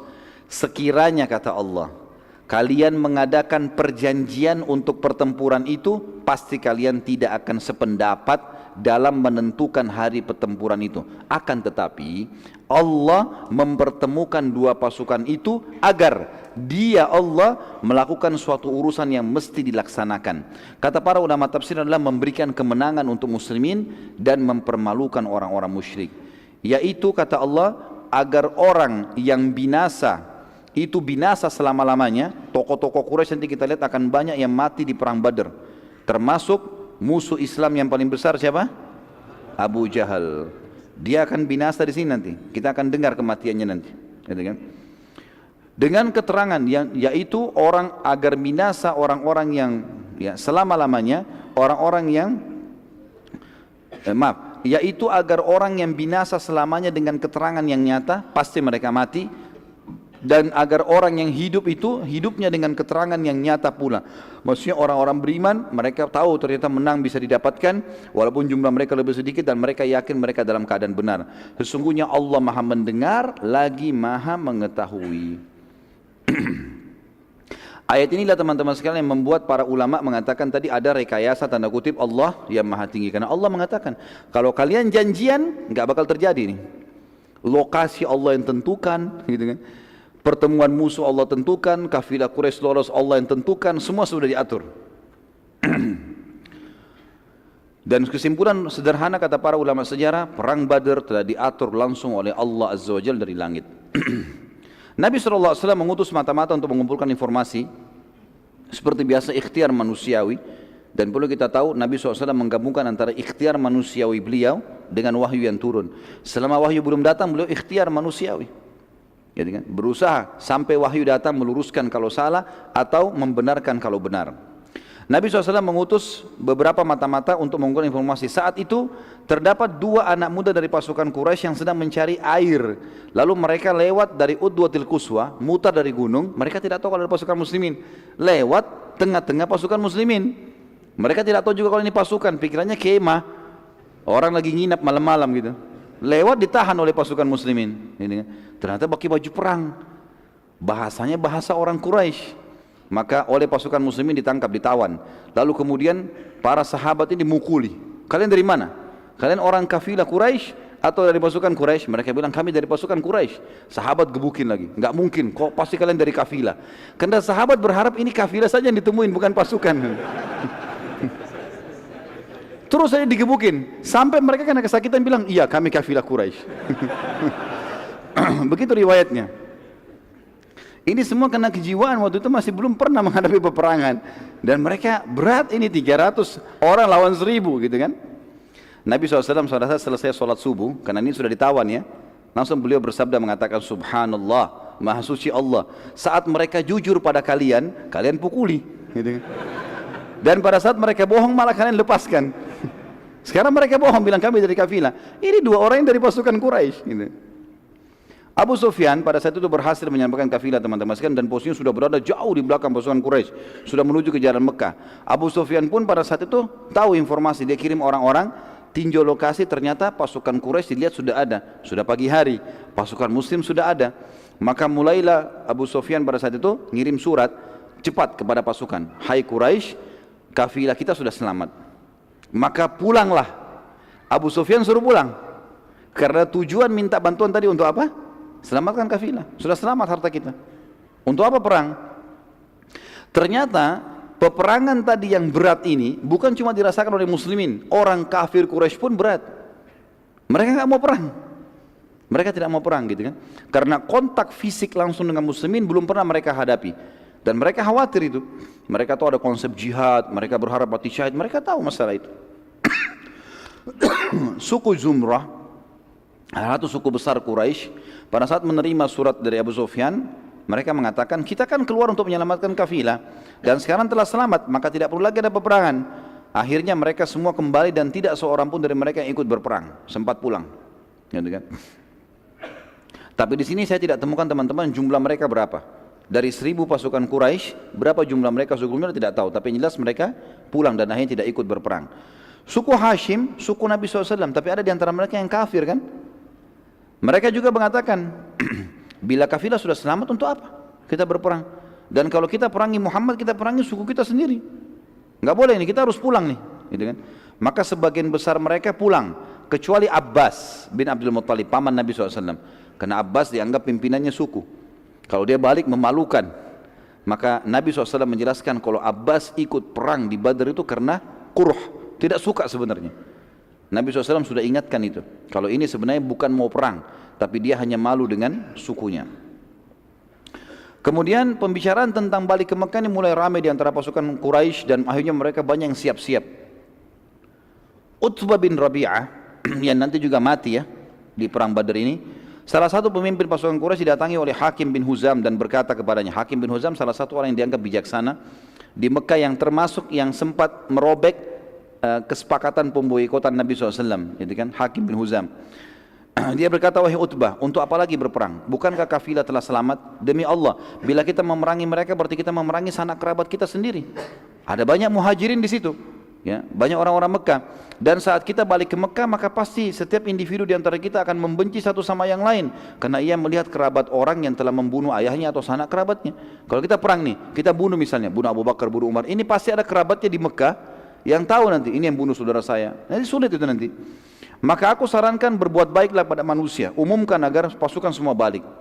Kenapa Hakim bin Huzam di sini mendatangi Utbah? Karena Utbah dianggap pada saat itu pimpinan perang. Iklankan supaya pulang. Utbah lalu mengiklankan, wahai sekalian manusia, tujuan kita keluar untuk menyelamatkan kafilah dan kafilah telah selamat, maka peperangan tidak diperlukan lagi. Mari kita balik ke Mekah. Panglima perangnya buat itu. Perhatikan di sini teman-teman sekalian ya. Orang yang paling benci dengan Islam, siapa dia? Abu Jahal berperang lagi di sini. Dia berperan lagi. Dia waktu dengar Utbah bilang itu pasukan perang, ini pimpinan perang. Maka dia melihat pasukan semua mulai siap-siap balik, maka Abu Jahal mendatangi satu persatu pasukan. Kenapa balik? Jangan balik. Gitu kan. Teriak-teriak di pasukan, tidak ada yang mau dengar Abu Jahal. Tidak ada yang mau dengar, orang semua tidak mau perang. Dan dianggap dia bukan pimpinan perang. Abu Jahal lihat, di pasukan ternyata ada Amir al-Hadrami. Siapa Amir al-Hadrami teman-teman sekalian? Adalah ayahnya yang dibunuh anaknya oleh Abdullah bin Jahash. Kalau masih ingat tadi ada Sariyah ya, yang dibentuk Nabi SAW 8 orang dipimpin Abdullah bin Jahash. Kemudian ada 2 orang sahabat, Utbah bin Ghazwan dan Sa'ad bin Abi Waqqas yang hilang, sisa 6 orang menyerang. Kan ada 2 orang dari orang Quraisy yang ditawan, 1 terbunuh. Yang terbunuh ini anaknya si Amir ini. Amir keluar ini untuk membalas kenapa anaknya dibunuh oleh Abdullah bin Jahash. Juga mau ikut pulang, Abu Jahal dekati. Dia mengatakan, wahai Amir, ya, dia bilang sama orang ini kan, wahai Amir, apa kau tidak lihat orang-orang semua akan kembali ke Mekah dan mereka tidak akan membalas kematian anakmu? Amir lalu terus dimotivasi oleh Abu Jahal, ingatlah darah anakmu tumpah, anakmu mati, dibunuh oleh Abdullah bin Jahash, itu pasukan muslim. Kalau kau sekarang biarkan mereka pulang dan kau tidak menarik pasukan ini, maka pastilah anak kamu tidak ada balasannya sama sekali. Dan percuma kalau dari Mekah. Terus dimotivasi dengan kalimat-kalimat sampai akhirnya Amir mendatangi atau pergi ke tengah-tengah pasukan, lalu ia duduk di atas tanah. Dia buru-buru ke depan pasukan, lalu duduk tiba-tiba di atas tanah. Orang semua jadi berhenti lihat, kenapa ini Amir duduk di atas tanah? Kemudian Amir mengambil tanah dan dia taruh di kepalanya ya, sambil dia menangis dan mengatakan, sungguh kasihan aku, sungguh kasihan aku, kalian tega meninggalkan membalas kematian anakku. Demi Allah kalau anak seseorang dan kalian yang mati terbunuh, kalian tidak akan membiarkannya. Terus saja Amir nangis-nangis gitu kan, debu dilempar-lemparin ke pasukan gitu kan, sampai akhirnya seluruh pasukan kembali. Kesian nih Amir, kita bantu saja. Ini semua gara-gara idenya Abu Jahal. Saat itu teman-teman sekalian, tidak seorang pun dari Quraisy, juga muslimin saling tahu posisi satu sama yang lain, tentunya tidak saling tahu kalau pasukan. Nabi SAW keluar bersama Abu Bakar berdua ini, mengumpulkan informasi. Jadi 2 orang pun yang ditawan oleh muslimin, itu orang Quraisy tidak tahu, karena jumlah mereka besar. Enggak tahu kalau 2 orang yang kena, 2 orang ini tadinya yang ditawan oleh muslimin malam hari itu, mereka cuma tidak izin mereka cuma keluar mau cari sumur, ketangkaplah. Jadi orang Quraisy pun tidak tahu kalau mereka ketangkap ya. Maka Nabi SAW keesokan harinya, pagi hari itu, di waktu duha, beliau pun keliling, nyari-nyari informasi. Maka keduanya, Nabi SAW dan Abu Bakar radhiyallahu anhu menemukan seorang wanita tua, dan Nabi SAW bertanya padanya, apakah engkau punya informasi apa yang terjadi di sekitar tempat ini? Perhatikan sih dalam strategi perang teman-teman sekalian, tidak pernah menanyakan masalah hal yang rinci. Tadi kita lihat juga kasus waktu pertama sekali Abu Sufyan mau menyelamatkan kafilah, bagaimana dia mengecek kotoran tadi unta itu, dan dia tidak bertanya apa-apa, dia cuma bilang ada orang lewat sini, oh ada 2 orang. Dia tidak tanya siapa mereka, kena enggak, langsung ke sana, langsung cek, oh ternyata betul, kirim surat langsung. Seperti itu. Juga 2 orang sahabat tadi begitu dengar dari 2 perempuan ini, nanti kalau kafilah lewat, saya akan transaksi dengannya. Maka langsung pulang ke Madinah melapor. Begitu luar biasa mereka memata-matai dan sudah faham kalau ini adalah informasi yang dibutuhkan. Perempuan tua ini tahu kalau di sebelah ada pasukan Quraisy. Mereka lihat, perempuan ini tahu, dia tinggal di lokasi itu. Dia tahu kafilah Abu Sufyan sudah lewat. Nabi SAW tanya, apakah engkau punya informasi apa yang terjadi di lokasi sekitar sini? Orang itu bertanya, perempuan tua ini, siapa kalian? Kata Nabi SAW, bila engkau menyampaikan pada kami informasimu, maka kami pun akan menyampaikan kami dari mana. Orang itu bilang, aku telah disampaikan bahwa pasukan Quraisy sudah keluar dari hari ini dan hari itu dan sudah melewati wilayah ini dan wilayah itu. Bila itu benar, maka pastilah pasukan Quraisy sudah berada di belakang bukit ini. Perempuan itu bilang, gitu kan? Dan aku juga sudah mendapatkan berita kalau Muhammad keluar dari Madinah. Dia tidak tahu ini kalau Nabi SAW. Pada hari ini dan hari itu dan sudah melewati lembah itu. Kalau memang benar, berarti mereka semestinya sudah ada di sini. Ditunjuk udwati dunia, lagi ada di situ, gitu kan? Maka Nabi SAW lalu bertanya, bagaimana dengan kafilah Abu Sufyan? Orang itu mengatakan, aku tidak tahu.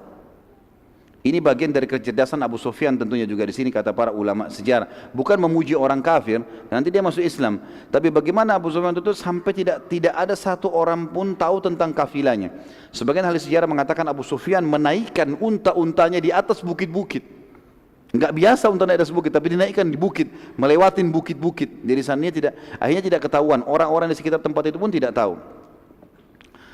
Orang itu lalu bertanya, kalian dari mana? Kata Nabi SAW, kami dari air. Orang-orang Arab teman-teman sekalian, seringkali kalau mau memperkenalkan dirinya, dan suku-suku Arab itu hidup di satu lokasi kalau ada mata air di situ, dan mereka beri nama. Misal mata air apa. Jadi orang taunya, kamu dari mana? Kami dari mata air ini. Jadi mereka sudah tahu seperti itulah. Maka itu perempuan yang tanya, dari mana kalian? Tanya Nabi SAW. Kata Nabi SAW, dari air. Perempuan itu tanya, dari air apa? Kata Nabi SAW, air. Selesai, ditinggal. Jadi yang dimaksud oleh Nabi SAW adalah, bisa kata ahli sejarah air, mata air Madinah tapi tidak disebutkan, atau yang dimaksud adalah kami dari sperma. Dari air, kata para ulama. Nabi SAW mengatakan kami dari air manusia, selesai. Dan tidak perlu menjawab lengkap, gitu kan? Kalau dijawab perempuan ini akan memberitahukan Quraisy nanti. Setelah itu Nabi SAW sudah tahu ternyata di belakang bukit ini saja sudah ada pasukan Quraisy. Khabbab bin Mundhir radhiyallahu anhu mendatangi Nabi SAW dan bertanya, wahai Rasulullah, apakah pemilihan anda? Jadi waktu itu Nabi SAW akhirnya memasang tenda-tenda, ya, mengatur kemah-kemah para sahabat dan ternyata berada di tengah-tengah lokasi. Jadi misalnya meja ini gunung, di belakang gunung kalau orang mau ke belakang ke pasukan Quraisy harus lewat, gitu kan, putar dari sebelah. Belakang ini banyak kebun-kebun kurma, di sini banyak sumur. Maka kalaupun Quraisy mau nyerang, mereka harus mutar gunung baru bisa berhadapan dengan Nabi SAW. Nabi SAW meletakkan pasukan berkemah di tengah-tengah lembah. Jadi bukan di dekat sumur, tapi di tengah-tengah lembah. Harapannya nanti kalau Quraisy mutar lebih dekat untuk dilawan gitu. Khabbab bin Mundhir, salah satu ahli perang Ansar di Madinah, berkata, ya Rasulullah, saya ingin bertanya, apakah pemilihan tempat ini di tengah-tengah lembah ini wahyu dari langit atau hanya strategi perang anda pribadi?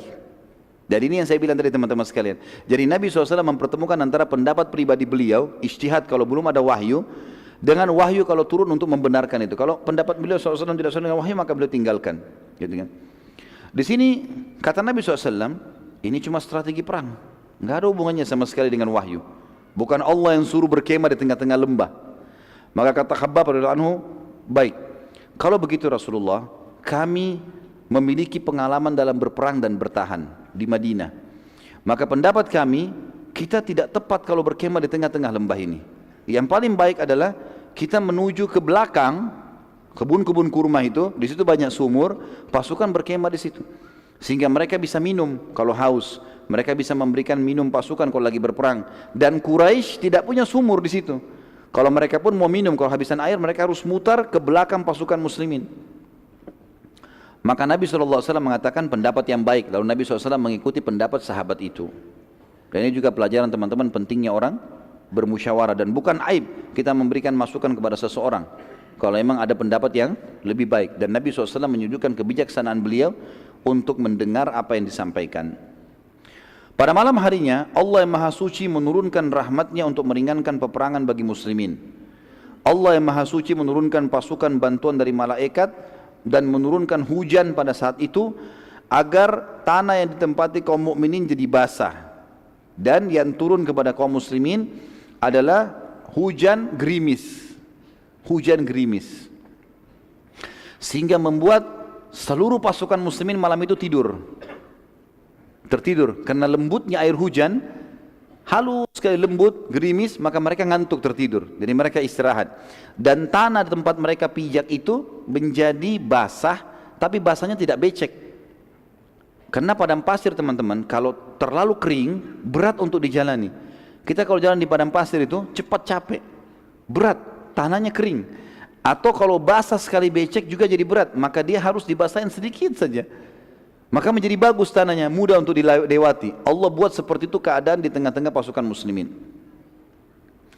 Dikatakan di sini, atau saya tulis teman-teman sekalian, pada malam harinya Allah Maha Suci menurunkan rahmatnya untuk meringankan peperangan bagi muslimin. Allah Maha Suci menurunkan bantuan dari malaikat hadir pada malam itu, menurunkan hujan agar tanah yang ditempati kaum mukmin jadi basah dan ringan, yang memudahkan mereka melangkah juga mengambil air dari sumur nantinya.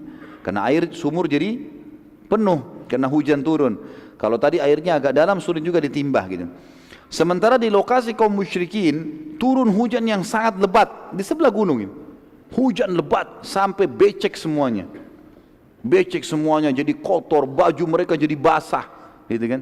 Sehingga jadi berat badannya, berat tanahnya, gitu kan. Unta-unta mereka juga jadi berat, bahan-bahan yang mereka bawa semuanya jadi basah. Hujan lebat gitu. Sehingga lokasi tanah mereka becek dan membuat langkah-langkah mereka berat, serta mereka jadi letih pada malam itu karena tidak bisa tidur, gitu kan. Juga membuat mukminin dengan hujan gerimis tadi menjadi mengantuk, dan mengantuk ini ternyata adalah cara yang paling tepat menghilangkan rasa takut. Orang kalau takut, kemudian dia ngantuk, takutnya hilang, tidur akhirnya, gitu. Ya ternyata dengan ngantuk takutnya hilang, gitu. Jadi kalau teman-teman ngantuk, kalau takut ngantuk saja. Dikatakan pada saat itu beberapa orang sahabat yang bertugas pada malam itu, mereka mengatakan sampai-sampai saking ngantuknya pedang di tanganku jatuh sampai 7 kali. Dia berjaga malam, jadi ngantuk, jatuh pedang, bangun lagi, begitu terus sampai 7 kali, gitu kan.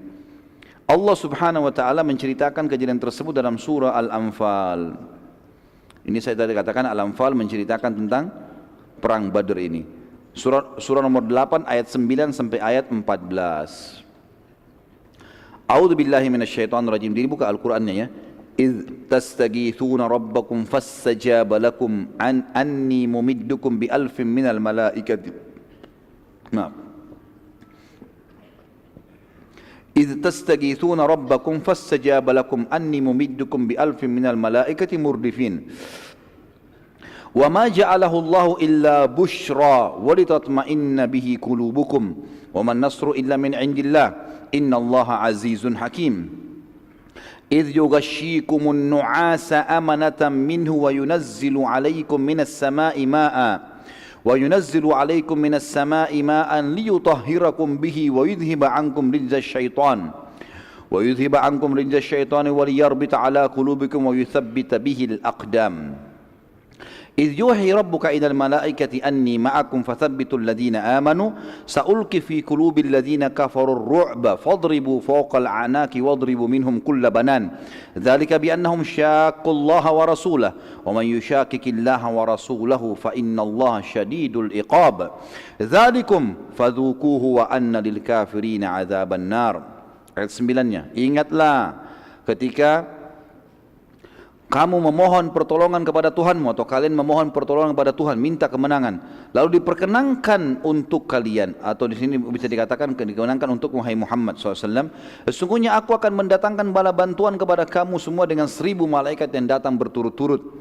Ayat 10-nya, dan Allah tidak menjadikan bala bantuan itu melainkan sebagai kabar gembira dan agar hatimu menjadi tentram karenanya, dan kemenangan itu hanya dari sisi Allah, sesungguhnya Allah Maha Perkasa lagi Maha Bijaksana. Ayat 11, ingatlah ketika Allah menjadikan kalian semua mengantuk sebagai suatu penentraman darinya. Jadi hujan gerimis turun, ngantuk, jadi hatinya jadi tentram. hilang rasa takutnya. Dan Allah menurunkan kepada kalian hujan dari langit untuk mensucikan kalian dengan hujan itu dan menghilangkan dari kalian gangguan-gangguan syaitan dan untuk menguatkan hati kalian dan memperteguhkan dengannya, dengan hujan, telapak kaki kalian. Jadi tanahnya jadi basah tadi, kakinya bisa lebih mudah untuk menyerang musuh nantinya.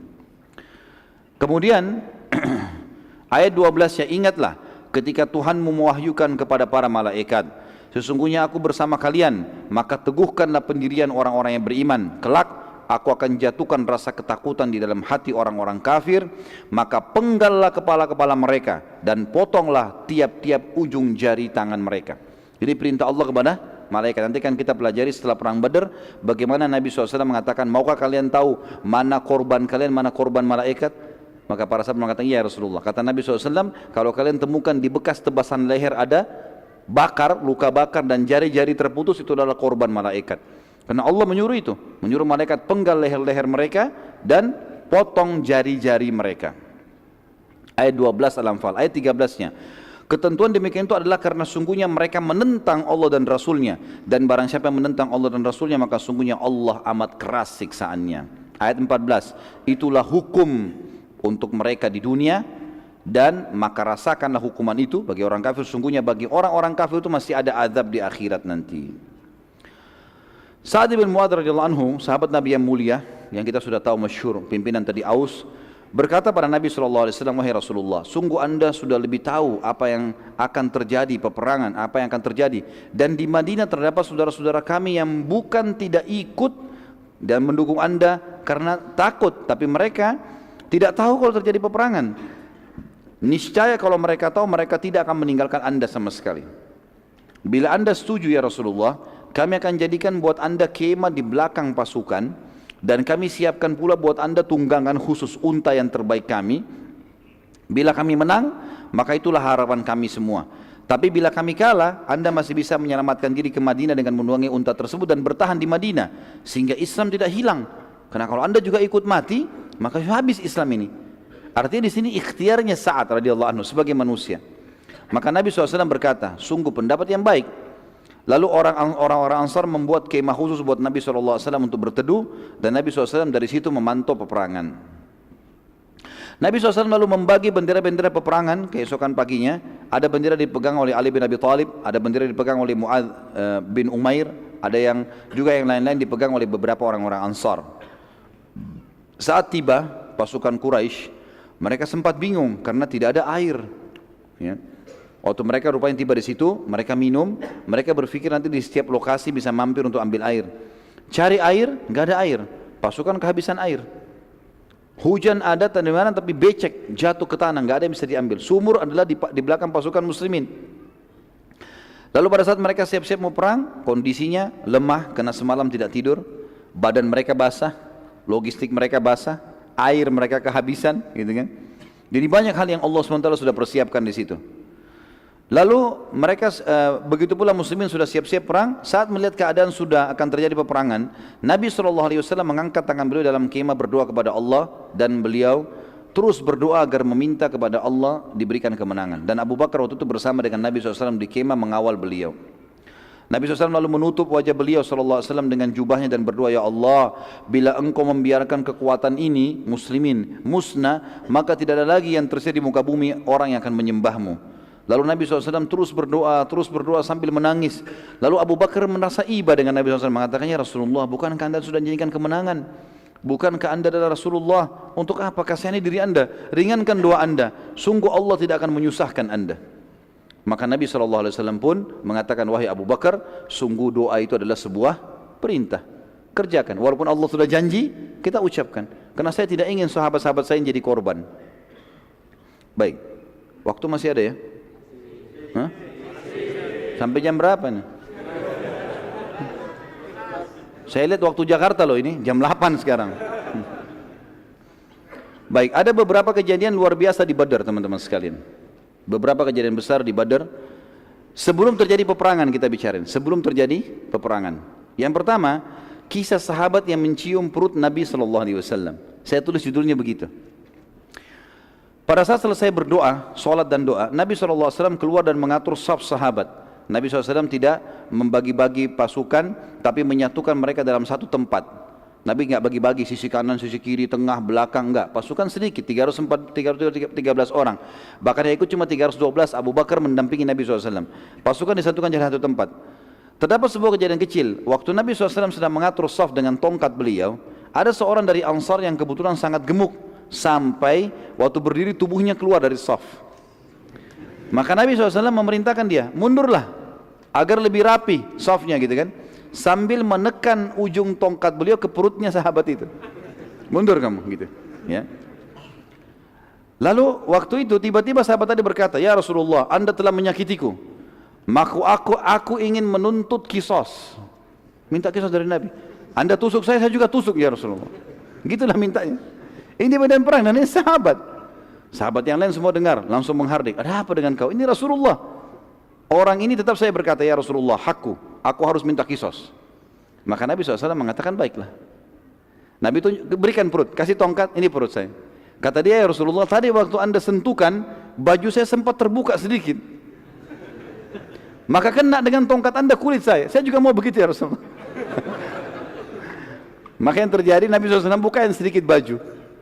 Waktu terbuka ternyata orang ini datang langsung memeluk perut Nabi SAW lalu menciumnya, gitu kan. Lalu kemudian Nabi SAW menanyakan, kenapa kau lakukan itu? Dia bilang, ya Rasulullah, sekarang musuh depan mata, jelas-jelas ini antara mati atau hidup.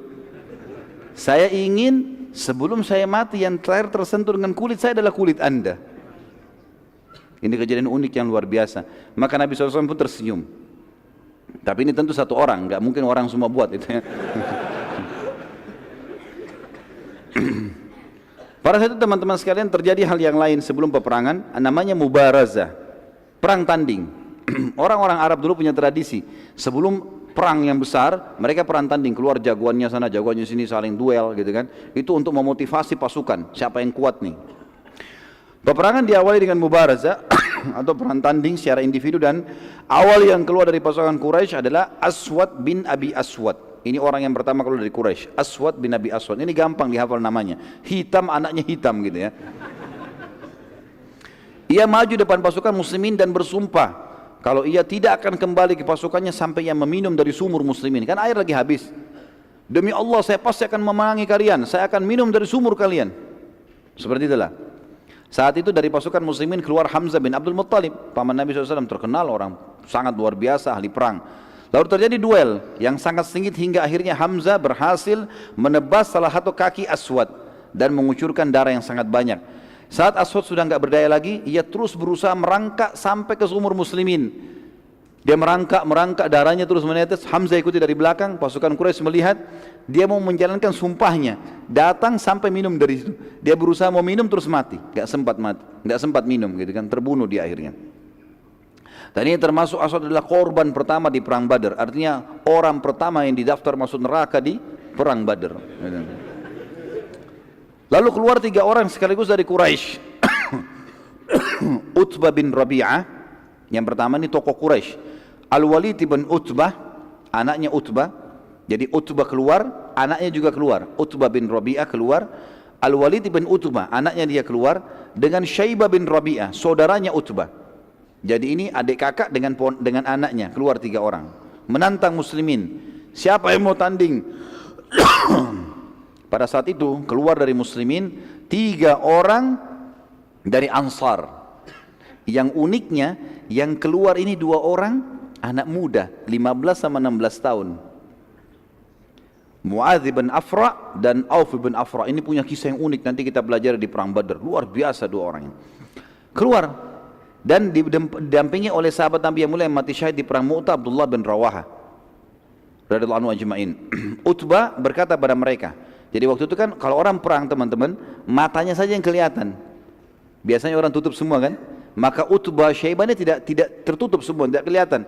Tapi sahabat-sahabat Nabi ini 3 orang ini terbuka mukanya, tapi mereka nggak kenal, ini bukan orang Mekah nih. Ditanya, siapa kalian ini? Maka masing-masing menyebutkan nama-namanya dan nasabnya. Kata Utbah, sungguh kalian dari turunan terhormat, kami pernah dengar ini dari orang Madinah, tapi kami ingin berhadapan dengan anak-anak suku kami sendiri dari Quraisy. Lalu Utbah berkata, wahai Muhammad, Ya, Utbah ini orang kafir mengatakan, wahai Muhammad, kami ingin berhadapan dengan anak-anak kaum kami sendiri. Keluarkanlah yang sepadan dengan kami dari sisi jadur nasab dan punya keterampilan perang. Sombong mereka mengatakan itu. Maka Nabi SAW lalu berkata, berdirilah wahai Ubaidah. Ubaidah ini adalah sepupu Nabi SAW. Berdirilah wahai Hamzah, berdirilah wahai Ali. Nabi SAW pilih dari kerabatnya semua. Berdiri kalian ketiga, hadapin itu. Ubaidah bin Harith bin Abdul Muttalib. Ya. Jadi ini cucunya Abdul Muttalib. Jadi sepupu Nabi SAW. Karena Harith anak pertamanya Abdul Muttalib. Anaknya Harith namanya Ubaidah masuk Islam. Jadi ini sepupu Nabi SAW. Harith dengan Abdullah saudara. Gitu kan? Kemudian Hamzah, Hamzah bin Abdul Muttalib kita tahu paman Nabi SAW, dan Adi bin Abi Thalib misalnya Nabi SAW. Abdul Muttalib adalah paman Nabi SAW. Nabi SAW memilih yang terbaik dari jalur nasab, sepadan dengan mereka, dan juga pasti Utbah tidak akan nolak karena ini dari kerabat Nabi SAW. Utbah lalu berkata, siapa kalian?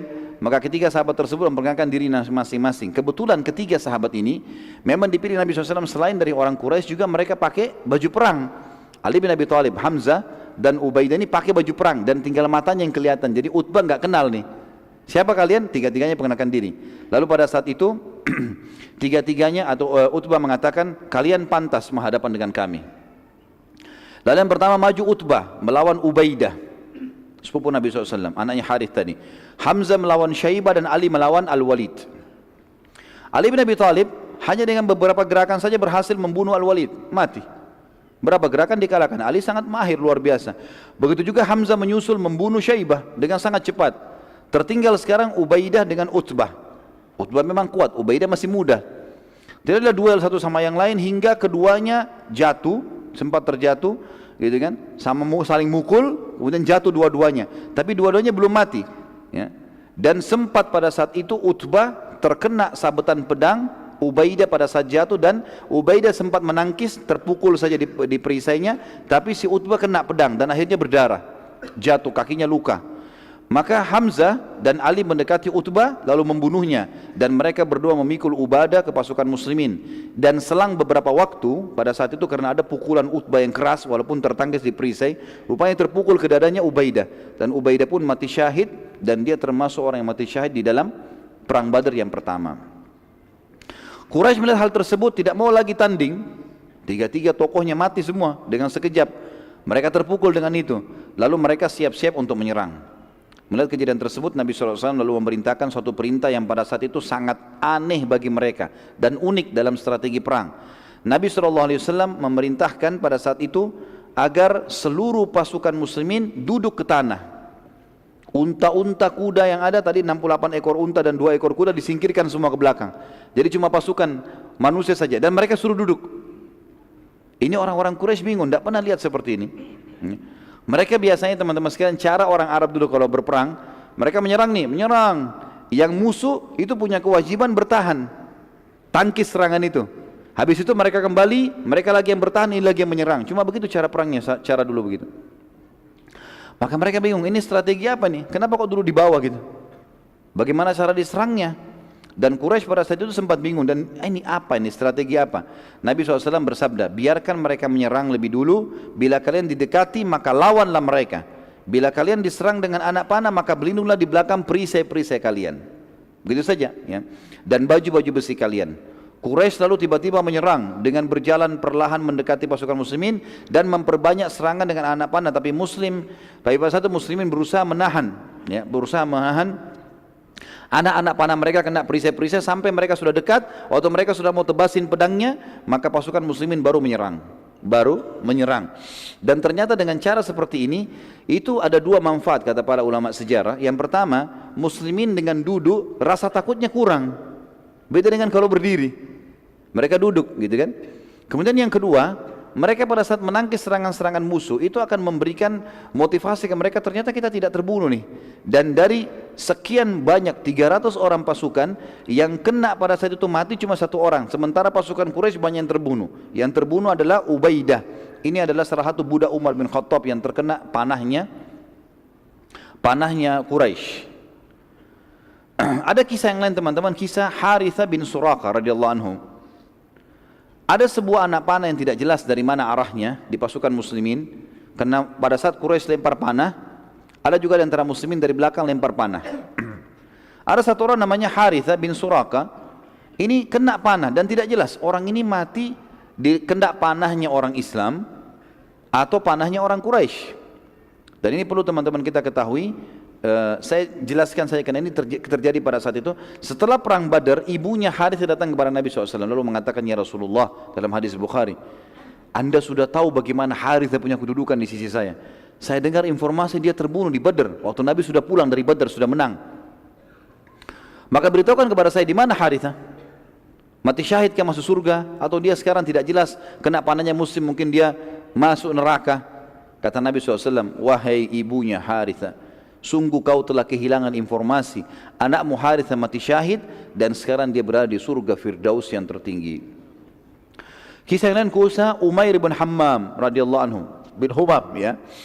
Saat pasukan Quraisy mulai menyerang, Nabi SAW memerintahkan sahabat. Jadi waktu sudah menyerang, mereka diserang oleh muslimin, mereka mundur. Atur lagi strategi mau menyerang muslimin. Waktu mau menyerang yang kedua kali, Nabi SAW kembali mau mengatur pasukan. Jadi begitu zaman dulu mereka masih bisa mengatur strategi perang, diatur perang. Lalu Nabi SAW memerintahkan sahabat untuk menyerang pada saat itu terlebih dahulu. Maka para sahabat berusaha menyerang pada saat itu. Dan Nabi SAW kembali ke kemah untuk sholat dan berdoa untuk menang kaum muslimin. Dan beliau bersabda pada saat itu, ya, waktu pasukan sudah mau disuruh menyerang, kata beliau, sekarang kalian yang serang lebih dulu. Jangan tunggu lagi dengan duduk, ini serangan yang kedua. Tapi ingatlah, ada pesan penting, ada wahyu datang. Dalam hadis Bukhari Muslim kata Nabi SAW, demi Allah, tidak seorang pun dari kalian terbunuh di sini dalam peperangan ini. Sekarang kalian nyerang nih, terbunuh, kecuali pasti masuk surga yang luasnya seluas langit dan bumi. Salah satu sahabat Nabi yang bernama Umair bin Hammam radhiyallahu anhu berkata, lagi pegang kurma berapa butir, dia mengatakan, bakhin ya Rasulullah, indah sekali ini ya Rasulullah, indah sekali, ulangi ya Rasulullah. Kata Nabi SAW, demi Allah, wahai Umair, disebut namanya dia, tidak seorang pun dari kalian terbunuh dalam peperangan ini kecuali ia pasti masuk surga yang luasnya seluas langit dan bumi. Umair bilang lagi, bakhin ya Rasulullah, indah sekali ini. Orang Arab bisa mengatakan kalau itu bakhin gitu kan. Maka Nabi SAW mengatakan, kenapa engkau katakan itu? Kata Umair, ya Rasulullah, aku hanya tinggal menghadapi orang-orang ini, Quraisy, dan aku terbunuh ditusuk oleh mereka, lalu masuk surga seluas langit dan bumi. Kata Nabi SAW, iya. Kata Umair, itulah sebabnya saya mengatakan bakhin ya Rasulullah. Maka Nabi SAW mengatakan, siap-siap, takbir, seranglah. Begitu Nabi SAW takbir, sahabat takbir, serang. Umair ini pegang ada kurma 2 butir di tangannya. Pasukan lagi menyerang. Dia bilang di dalam riwayat Bukhari, demi Allah, bila aku harus menunggu menghabiskan kurma ini masih lama. Innalah hayatun tawila. Dilempar butiran tersebut lalu dia masuk menyerang sampai dia terbunuh mati syahid. Kemudian ada kisah yang lain teman-teman sekalian. Waktu itu terjadi peperangan kecamuk, turunnya malaikat. Nabi SAW lalu kembali ke kemah dan peperangan pun berkecamuk. Sementara Nabi SAW berdoa, tiba-tiba saja beliau ngantuk, berat dan tertidur sekejap. Itu sekejap, ya. Abu Bakar melihat Nabi SAW lagi peperangan kecamuk ini. Nabi tadinya serius melihat. Dan pada saat itu tiba-tiba beliau terkaget. Baru beberapa detik kalau kita sekarang terbangun. Lalu beliau tersenyum. Dan Abu Bakar pun bertanya, wahai Rasulullah, kenapa anda tersenyum? Kata Nabi SAW, bergembiralah wahai Abu Bakar. Abu Bakar berkata, apa berita gembira itu ya Rasulullah? Abu Bakar bertanya, apa berita gembira itu ya Rasulullah? Kata Nabi SAW, ini Jibril telah datang dengan menunggangi kuda putih dan bersamanya 1000 malaikat. Quraisy jumlahnya 1000 kurang. Ya, sekarang malaikat datang, kalau malaikat saja lawan sudah cukup, gitu kan? Belum pernah teman-teman sekalian, kata ahli sejarah, malaikat terlibat dalam peperangan kecuali perang Badar. Ini pendapat yang paling kuat. Peperangan yang lainnya Allah SWT tidak turunkan lagi bantuan malaikat, tapi mereka hadir menyaksikan, iya. Tapi ikut berperang tidak pernah kecuali di Badar. Nabi SAW lalu keluar dari kemahnya, kemudian beliau menggenggam tanah dan melempar tanah tersebut ke arah Quraisy sambil beliau bersabda, sungguh terhina wajah-wajah kalian. Beberapa sahabat yang pada saat itu di perang Badar masih dalam keadaan kafir berkata, demi Allah, waktu Nabi SAW melempar tanah itu kami menyaksikannya. Dari pasukan kafir kami menyaksikan. Mereka masih kafir, nanti masuk Islam. dan tidak seorang pun di antara kami kecuali kena matanya debu itu. Lemparan pasir padahal cuma segenggam ya. Ratusan orang ini semuanya kena dengan itu. Pelemparan tanah tersebut Allah ceritakan dalam Al-Quran. Kembali surah Al-Anfal ayat 17 sampai 18. A'udzu billahi minasyaitonir rajim. Falam taqtuluhum walakinnallaha qatalahum wa ma ramaita idz ramaita walakinnallaha rama waliyubliyal mu'minina minhu bala'an hasana innallaha sami'un alim. Dzalikum wa annallaha muhinu kaidil kafirin. Maka yang sebenarnya adalah bukan kamu yang membunuh mereka hai Muhammad, bukan pasukan yang membunuh orang-orang Quraisy, akan tapi Allah lah yang telah membunuh mereka, dan bukan kamu yang melempar pada saat kau sedang melempar, tapi Allah lah yang telah melempar tanah itu sehingga menyebar ke mata pasukan Quraisy.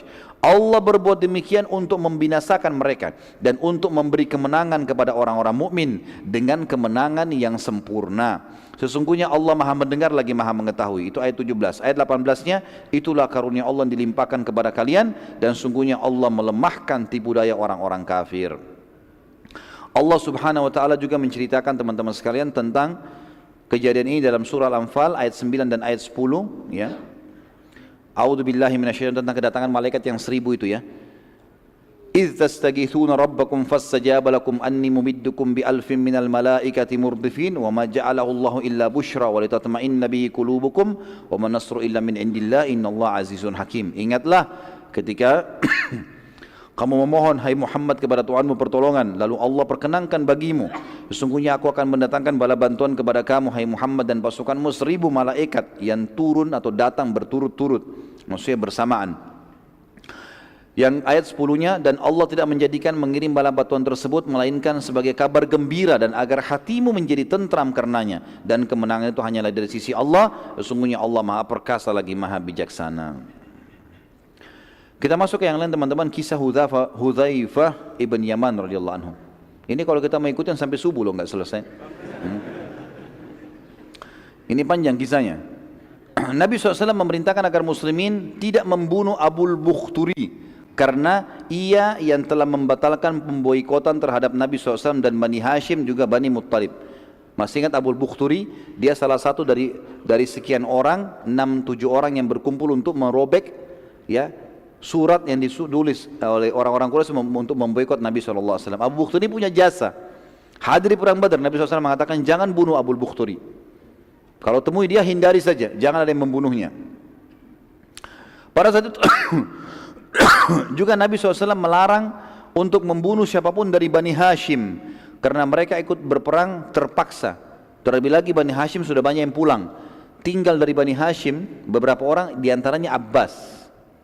Maka kata Nabi SAW, terutama Abbas pamanku jangan ada yang bunuh, karena dia keluar membenci, tidak suka. Nabi SAW tidak larang.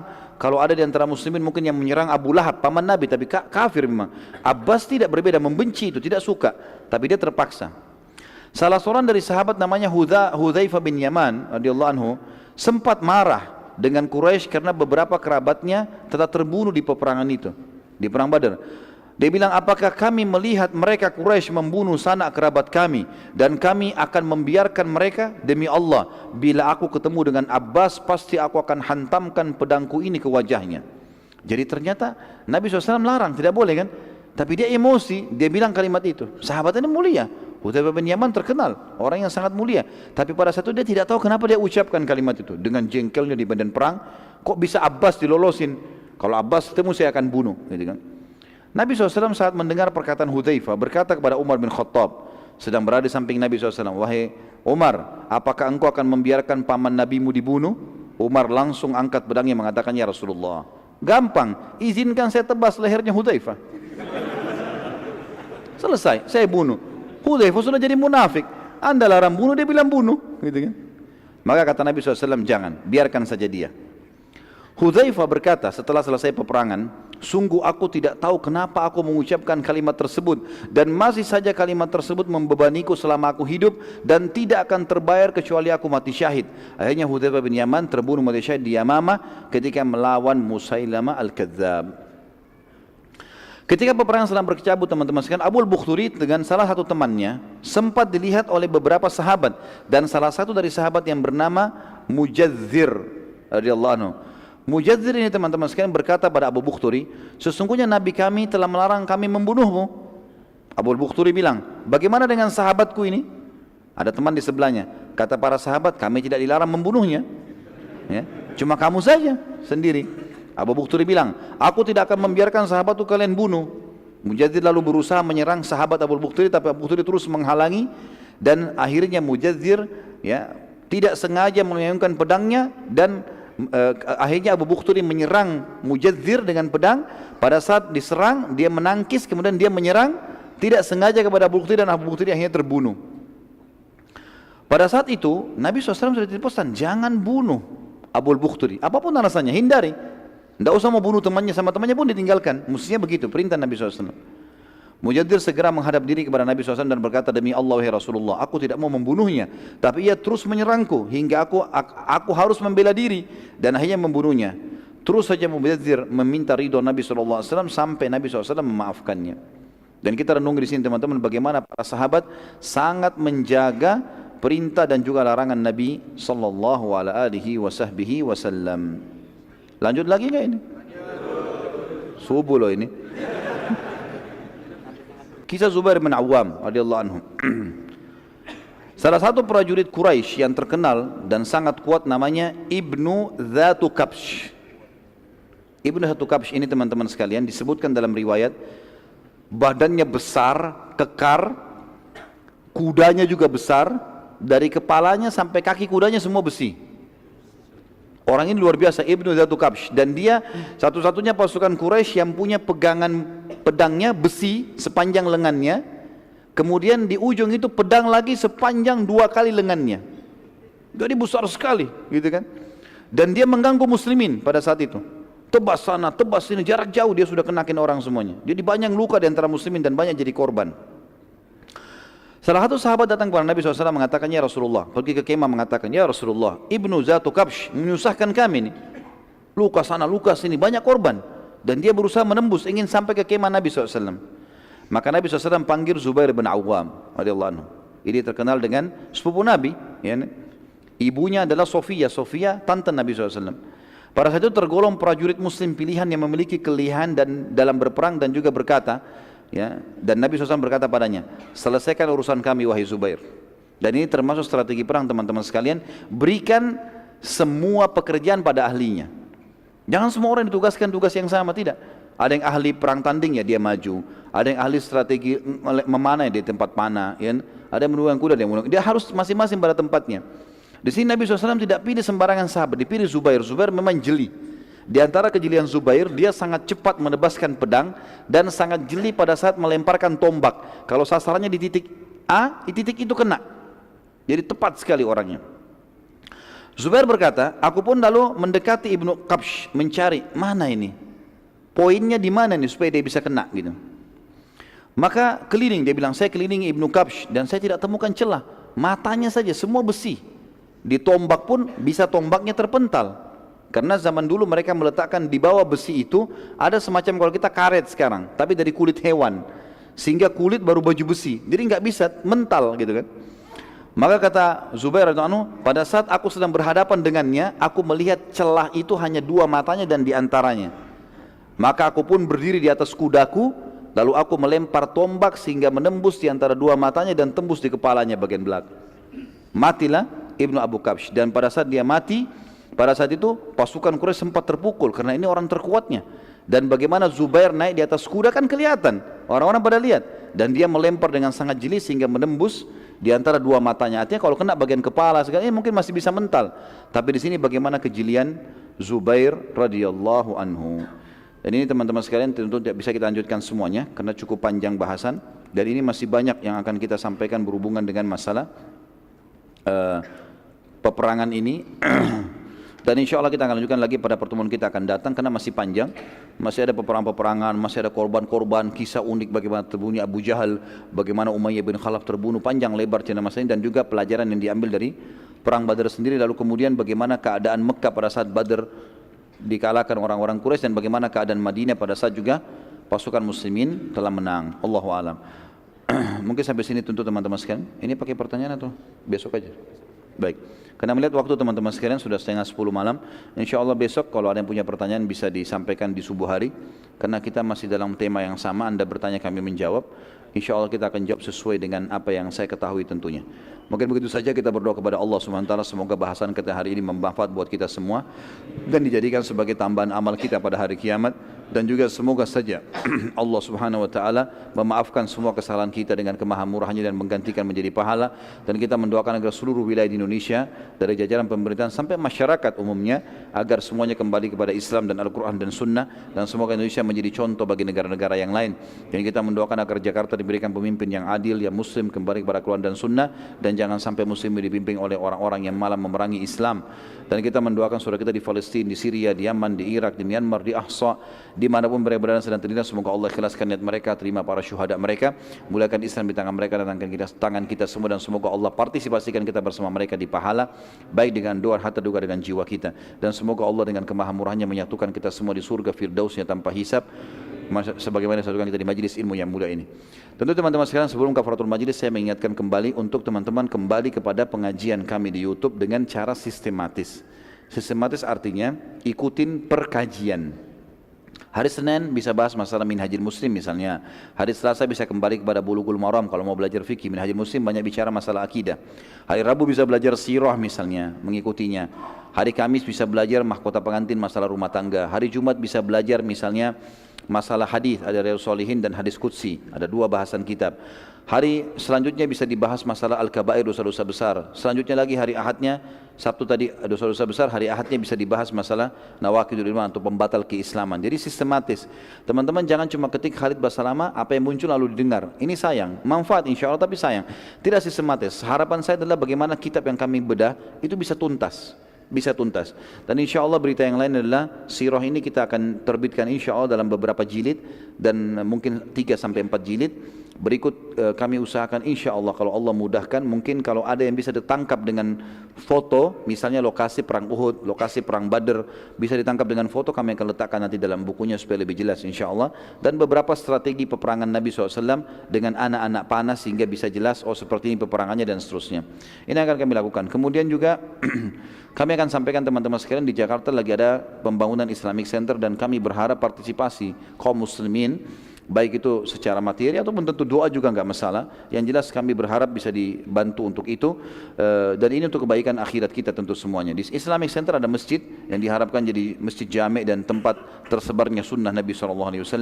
Dalamnya ada kampus dan 2 program. Yang pertama strata S1, teman-teman tamatan SMA kita akan sekolahkan gratis.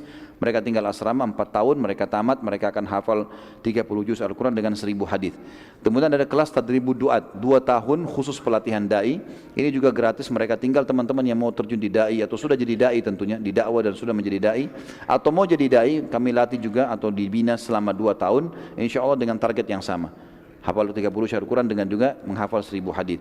Harapannya seperti itu, dan insya Allah juga di dalam situ ada studio KHB yang alhamdulillah sekarang sudah ada kurang lebih 600 ceramah, dan target kami insya Allah sampai ribuan ceramah. Mudah-mudahan bisa bermanfaat bagi umat, dan ini juga bisa mengaji amal jariah buat kita semua. Mungkin begitu saja teman-teman sekalian, mudah-mudahan bermanfaat. Dan kalau ada yang pernah saya sampaikan tentang kerjasama dengan travel Umroh Kasturindo, itu sudah berhenti akadnya di Desember kemarin, yang pernah saya sebutkan namanya kalau ada yang baru minat untuk umroh, dan kita sudah berhentikan akadnya karena ada pelanggaran-pelanggaran syar'i yang saya temukan dan saya nasihati tidak mau dengar, maka saya berhentikan. Dan insya Allah akan ada iklan langsung dari kami di KHB resmi, itu travel haji umrah yang akan berangkat insya Allah. Dan ini bukan sama sekali hubungannya dengan masalah komersial ya, ini cuma mengingatkan karena banyak yang tanya bagaimana kalau mau umrah bersama saya gitu, maka saya sampaikan ini. Allahu a'lam. Subhanakallahumma bihamdika asyhadu an la ilaha illa anta astaghfiruka wa atubu ilaik. Wassalamualaikum warahmatullahi wabarakatuh.